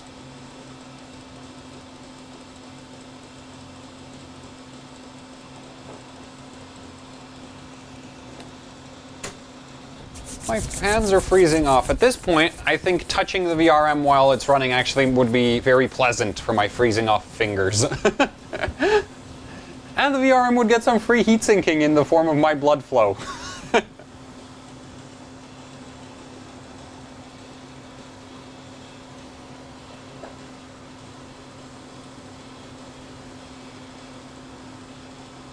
No, this is not a 4 gig card. This is an 8 gig card with a custom BIOS.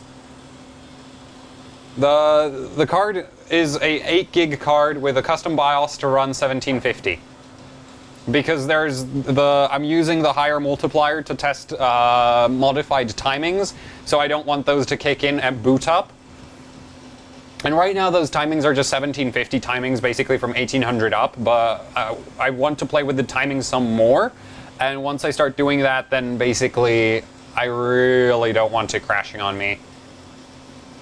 Tessellation isn't currently turned on, yes, because this is for hardware bot rankings. And on hardware bot, all the NVIDIA guys run LOD, and all the AMD guys run no tessellation, so yeah. Also, the current driver I'm using is not approved for 3D Mark as of right now, so I might do a 3D Mark legal run in my spare time sometime next week, I don't know.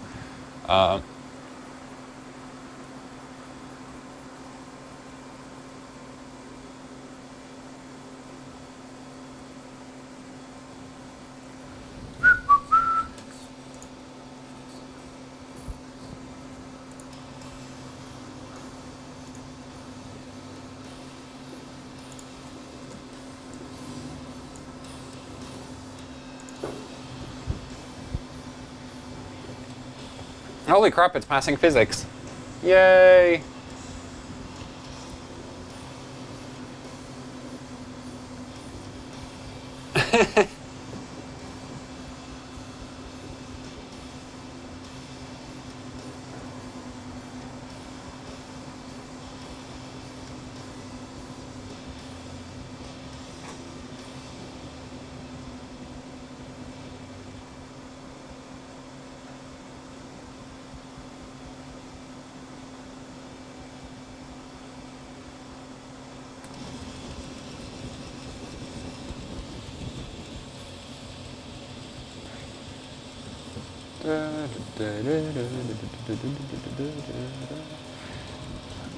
There we go, pass finished.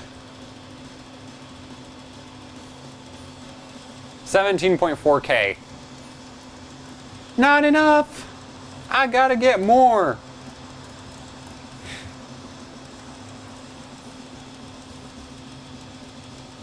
I'm gonna let the card cool off a little. See if it doesn't drop back down to 19. And then start the benchmark. Just to give myself that extra thermal buffer. And after this I'm gonna run Unigine Heaven, and Unigine Heaven is a 4-minute benchmark, which basically is a lot more, you know, stability oriented because of that, because it's 4 minutes, so you can't just suicide rush it. I don't think that temperature's gonna go down at all. Yeah, I think it's minimum. Okay, let's run. Burn some more electricity for the sake of high numbers. I'm an awful person. You know, I could probably get 7.5k by just rerunning 1570 over and over and over again.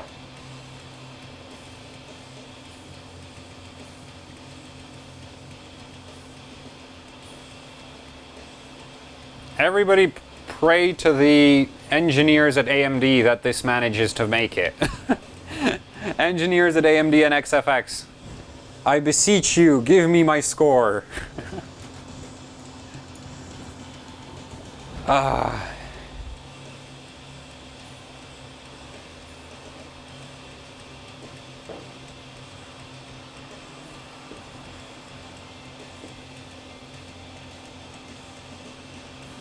I so wish I had an X99 system. I would kick the ass of all the guys running LN2 with, like, terrible efficiency on the card.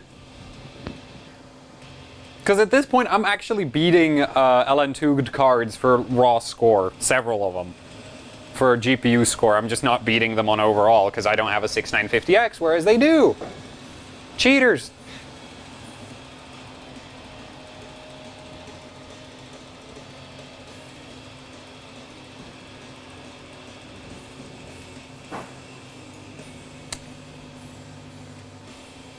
If Vega is this with HBM, I will be so happy. I hope by the time Vega comes around, my YouTube channel is big enough that I can ask for 4 Vega cards. Because that's like a long-term life goal of mine is basically do 4-way SLI. That's a shitty life goal if you think about it. And it's not 4-way SLI Crossfire. I wouldn't touch an NVIDIA setup with a 10-foot pole. Oh wait, I did.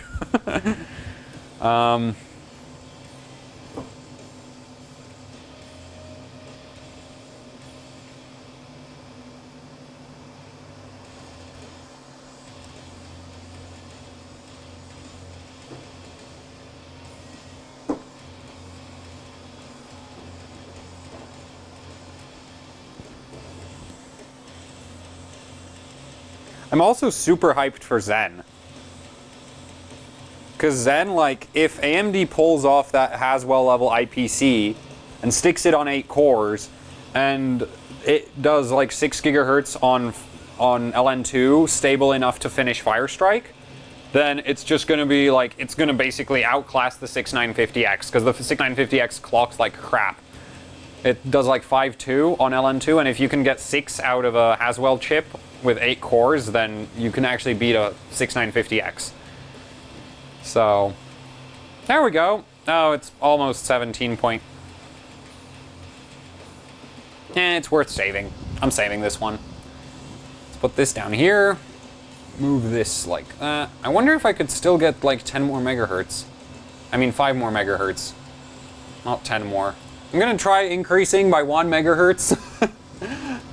Just in case it makes enough of a difference to get that, like, what, 8 more points to get 7.5K. So let's get that there. Push this. Nope, not that. Nope, you stupid piece of Windows. Nope, wrong window. There we go. I can cram this here.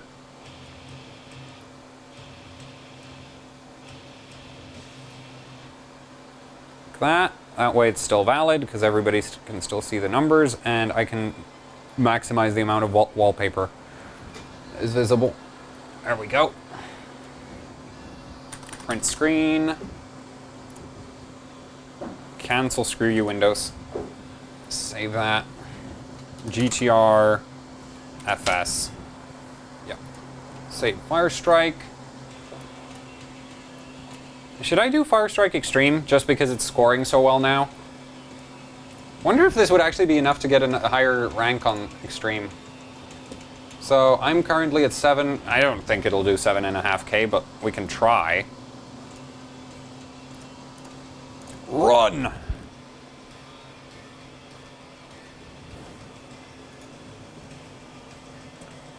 It will go on LN2, like, definitely. It's the whole point of this. Well, this is just air-cooled, water-cooled, and it's definitely ending up on LN2, this card is.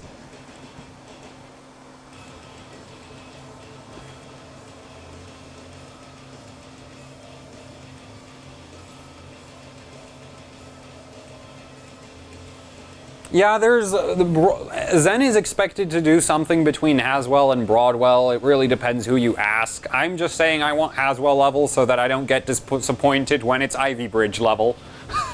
So, you know, it's like healthy amount of skepticism in my opinion.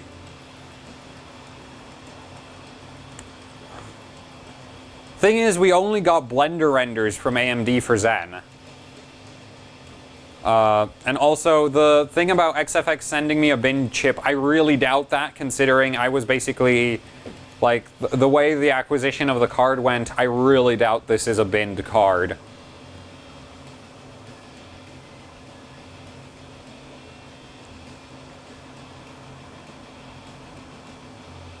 Like, if it's a binned card, then I feel, you know, it's not, like, I already know this card is an exceptional sample. I don't think you should bank on a card doing this.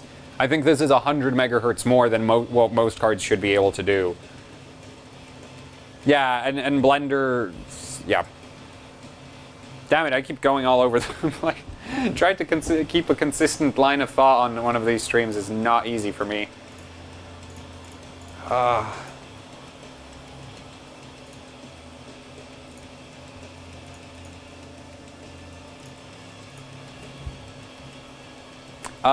No. From what I read on Reddit by the XFX representative, he said they don't bin the cards at all.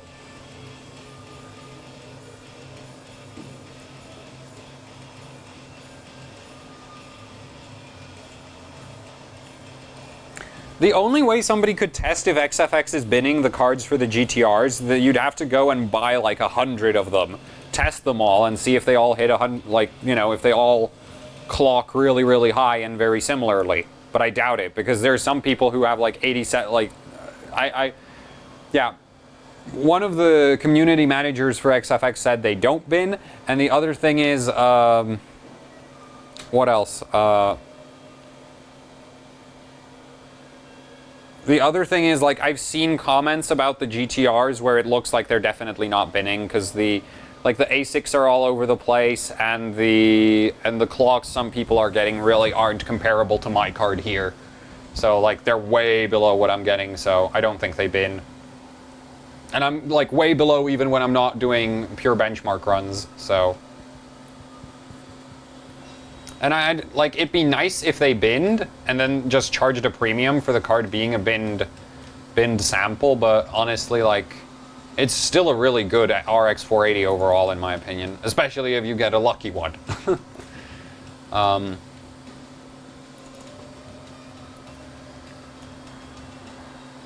Let's get that screenshot taken care of. This GPU-Z.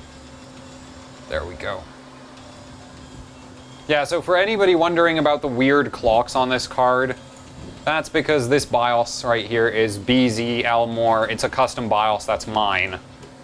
My own creation. That's why the memory clock is so low, even though this is an 8 gig card right there. So let's print this, save that, and get on to Unigine Heaven. Save GTR FSE, yes. Close, close, close, close. And Heaven is a lot heavier than Firestrike, so I'm gonna drop a few megahertz off the core clock and start run Heaven with that. Wait, that's the wrong one. This one. Now we have 4 minutes of free time as this tries to run and the capture card craps itself. Give me a second. There we go.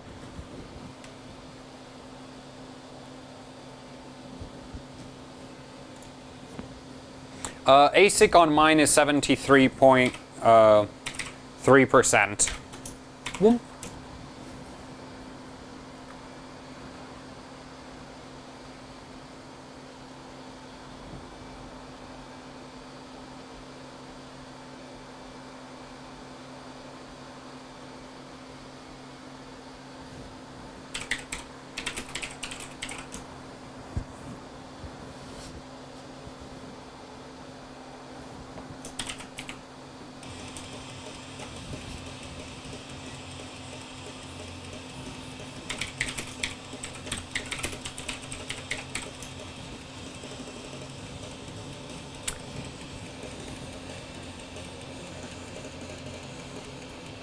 So if anybody's wondering about why I'm doing all the benchmarks a little weirdly, like the versions are weird, I'm not running tessellation and all that, it's because I'm doing all these benchmarks for hardware bot, and hardware bot rules are kind of open season about what you can and can't do. So, yeah, and also, like, they have a special version of Heaven that you have to use for them to be, you know, able to go on their rankings.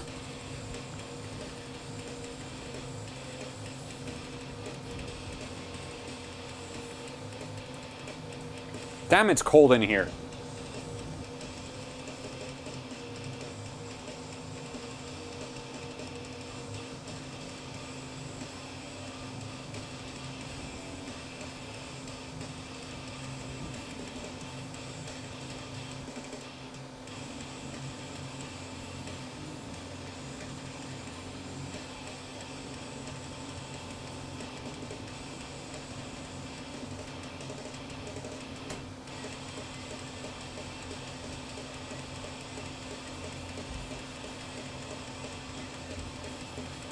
Yeah, except I'm at the point where I'm actually trying to cool the room down. With the amount of power consumption this card is, like, running. There we go.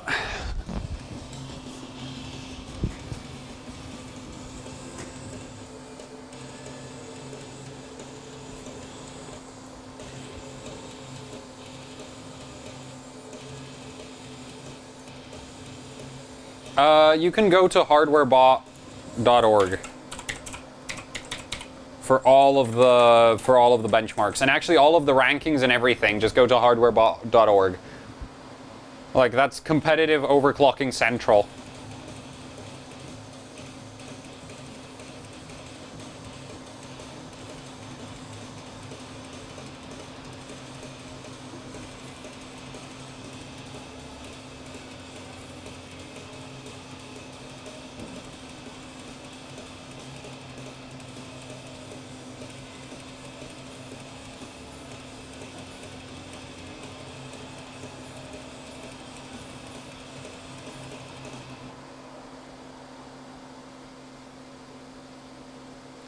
How high do I think Vega will clock? I have no idea.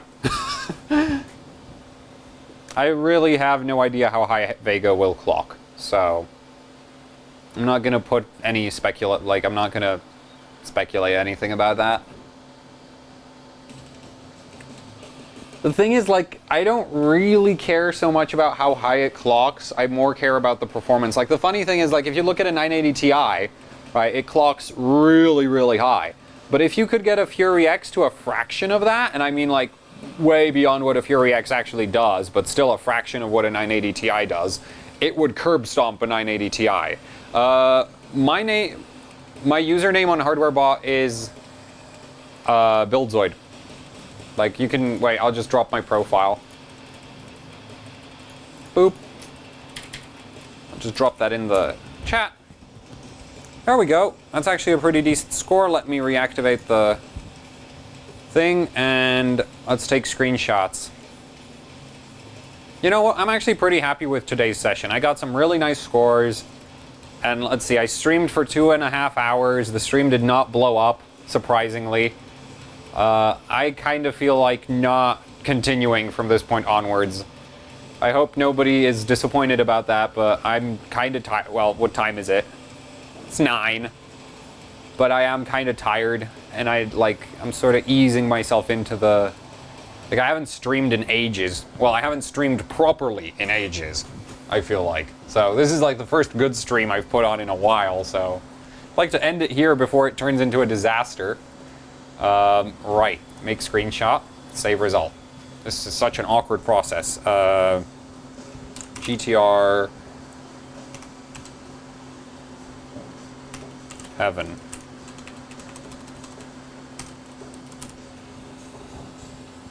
Save. There we go. GPU Pi, yeah. Okay, we'll do GPU Pi. Actually, we'll probably, yeah, GPU Pi, because I'll probably be able to hit 1600 for that, considering how not a heavy benchmark it is. So this is GPU Pi. It is Super Pi thrown onto your GPU. It uses OpenCL, and let's see what rankings there are for this. So I'll just do a quick few runs of Super Pi, GPU Pi. Basically, by the time it stops working, that's when I quit. If everybody's okay with that. Actually, I don't care if you're okay with that. This is my freaking stream. I can end it whenever I feel like. Oh, it's so good to be my own boss. Let's see. Oh, damn. I think I'm going to curb stop this one. There's 2 people who did GPU Pi. That's boring. That is really, really... Wait. That's 32 billion. Oh, that makes sense. 32 billion takes half an hour to do. Why does anybody run that? Who wants to sit there watching their computer crunch Pi for 36 minutes? Okay, so the current record is a card clocking 1500. Yeah, okay, I'm just gonna blow that out of the water. I'm sorry. And I'm gonna copy his settings, because that's the best way to do it. He's using 256. So if you're wondering, like, you know, what GPU Pi settings to use, just copy somebody else's. Copy the best, like, whoever has the top score, copy that and run with that.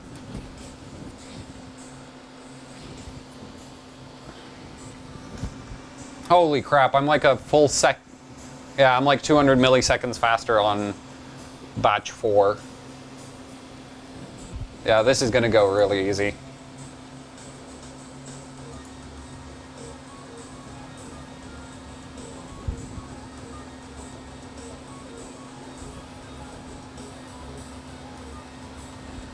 There we go, so 29 seconds, I already win. Seriously, if you have an RX 480, go join HardwareBot and do some freaking benchmarks. You don't even need to beat me, just do some freaking benchmarks.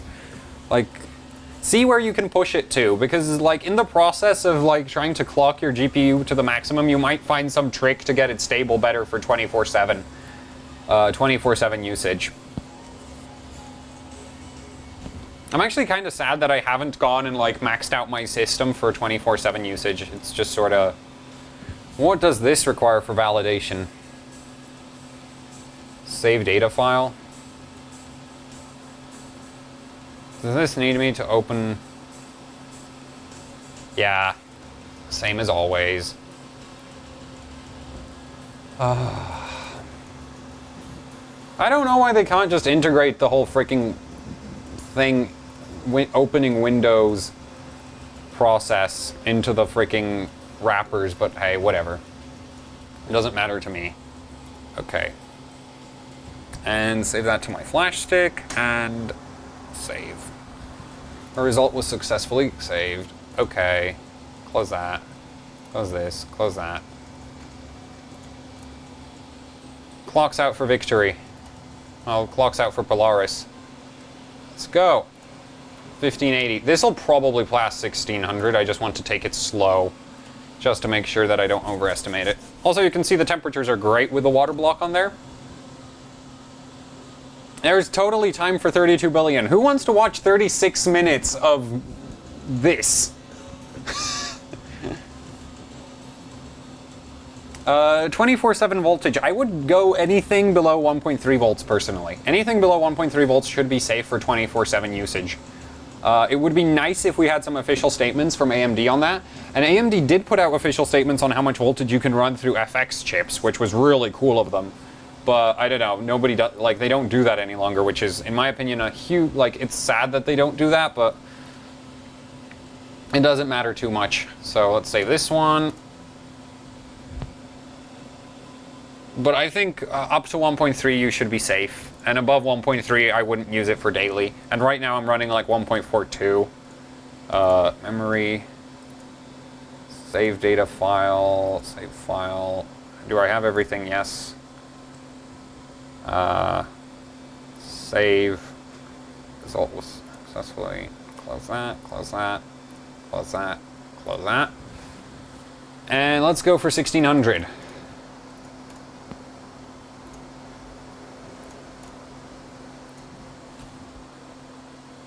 This is so gonna pass because it's at 30 degrees. i5 4670K 1.35. 1.35 volts.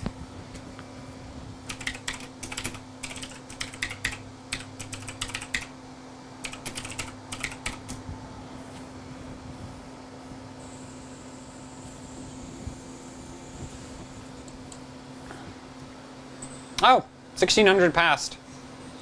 This is too easy. This is too, like, that's the best part about GPU Pi. It doesn't really put out a lot of heat. It's also the only benchmark where you don't need a CPU at all. Like, literally, it runs entirely on your GPU. So your CPU doesn't matter whatsoever. So you can have the crappiest CPU on the planet and you can still get a good GPU Pi score as long as you know what you're doing with your GPU. Now, where's GPU-Z? There we go. Hardware bot, save data file, save file, yes. Okay, save. Okay. Okay.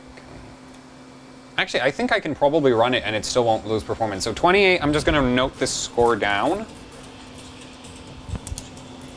28252. And I'll just run it with all the stuff open anyway. And I'll go by 10 megahertz from now on.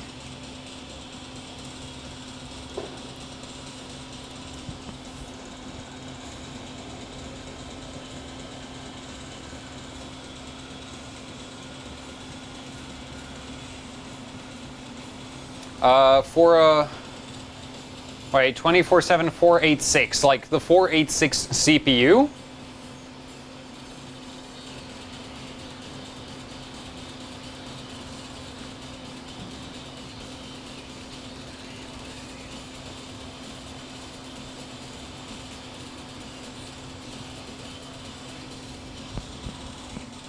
Oh, yeah, it's still scoring better.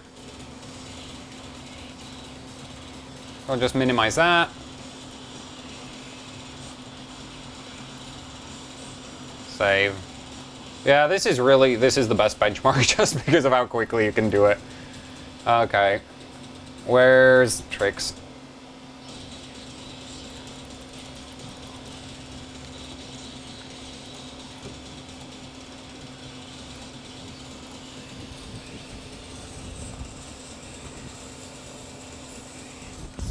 Damn, it's cold in here. At least the GPU's happy. Well, the whole computer's happy. I'm not.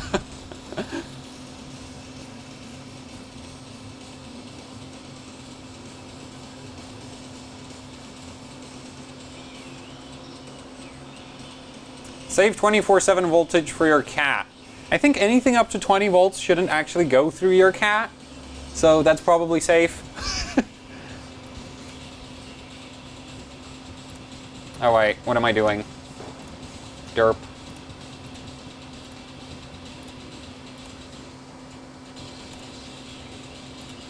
There we go. Keep rolling.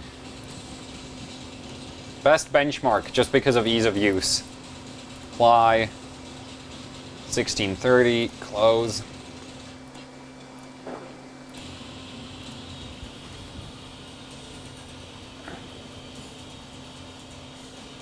Yeah, 1.35 for a 480 on daily usage is not good.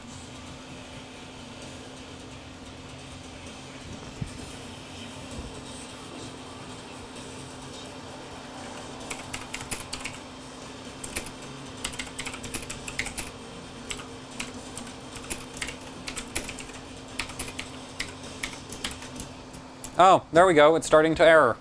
I wonder if I can fix that with my favorite toy, more voltage. Of course, can't give it too much, but can give it more.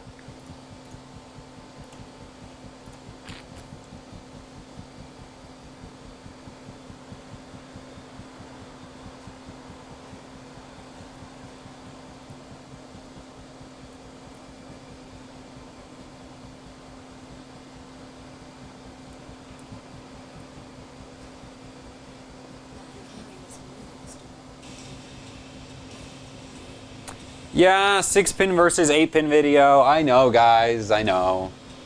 I remember all the things I promise you. I just don't get around to doing them.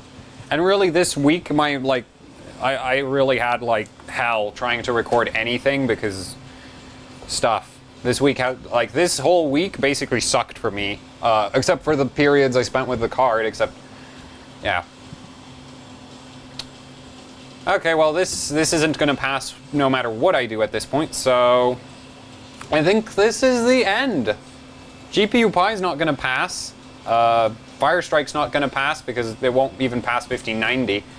Heaven won't pass. I'm freezing to death. I am going to... Now this is gonna be the end. I'm just gonna close the window. There we go. Turn the heat back on in the room. Freaking cold. Which one? There we go.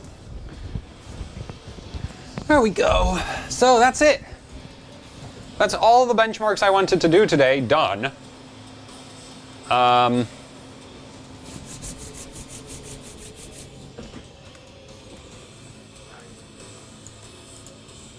we go. I don't know. I'm gonna just say goodbye, I think. Whoomp. There we go. So, that was a good session. That went really well. Card did 1500 plus. Easy. Didn't catch fire. And that's a good thing. There's a certain somebody who has cards catching fire. And so yeah, no Q&A today. I want to pack up here and like what do you mean hair close up?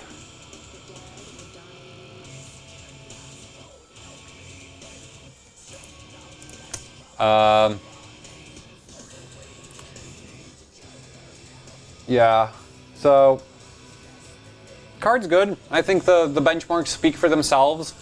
It clocks great. It obviously loves low temperatures, which, you know, that's not surprising, it's Polaris.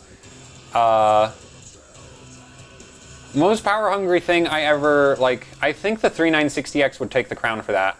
I said I wouldn't do a Q&A, so no more questions. Yeah, so card clock's amazing. If you do go out and buy a GTR, I just want to make this very clear.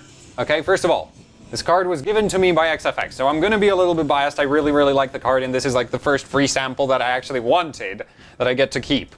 So, yeah, instead of just being sent, you know, sent stuff and then being like, but it sucks. I don't want to use this. So, I love the card, but I would not expect most RX 480s to hit this, or anywhere near this, or do anything close to this. This is probably a top, I don't know, I haven't tested that many RX 480s. But yeah, it's a great card. In terms of hardware capabilities, I mean, the heatsink handled, like, sure, the water cooling made a huge difference, but like, you know, even on the stock cooler, this thing clocks good. So the stock cooler I'm happy with. The PCB is great. This is like one of my favorite RX 480 PCBs out there, which is why I basically went and asked XFX, I want a GTR. I'm super happy that they gave me one because it turned out to be this good. So yeah, so I really, really, really like the hardware of the card. Do please understand, your mileage will vary. It's not may vary like most people say at the end of their GPU reviews. Your mileage may vary with overclocking results. You're probably not getting this. Okay, don't bet on this. I still think that most RX 480s will hit 1400 plus 24/7 stable. Most cards should be able to do that, and yeah. And this is just an excellent RX 480. You get a BIOS switch, really, really strong PCB, and a good enough cooler out of the box. And then when you throw water cooling on it, it just gets better. So that's that for this stream. I think that covers my thoughts. And with that,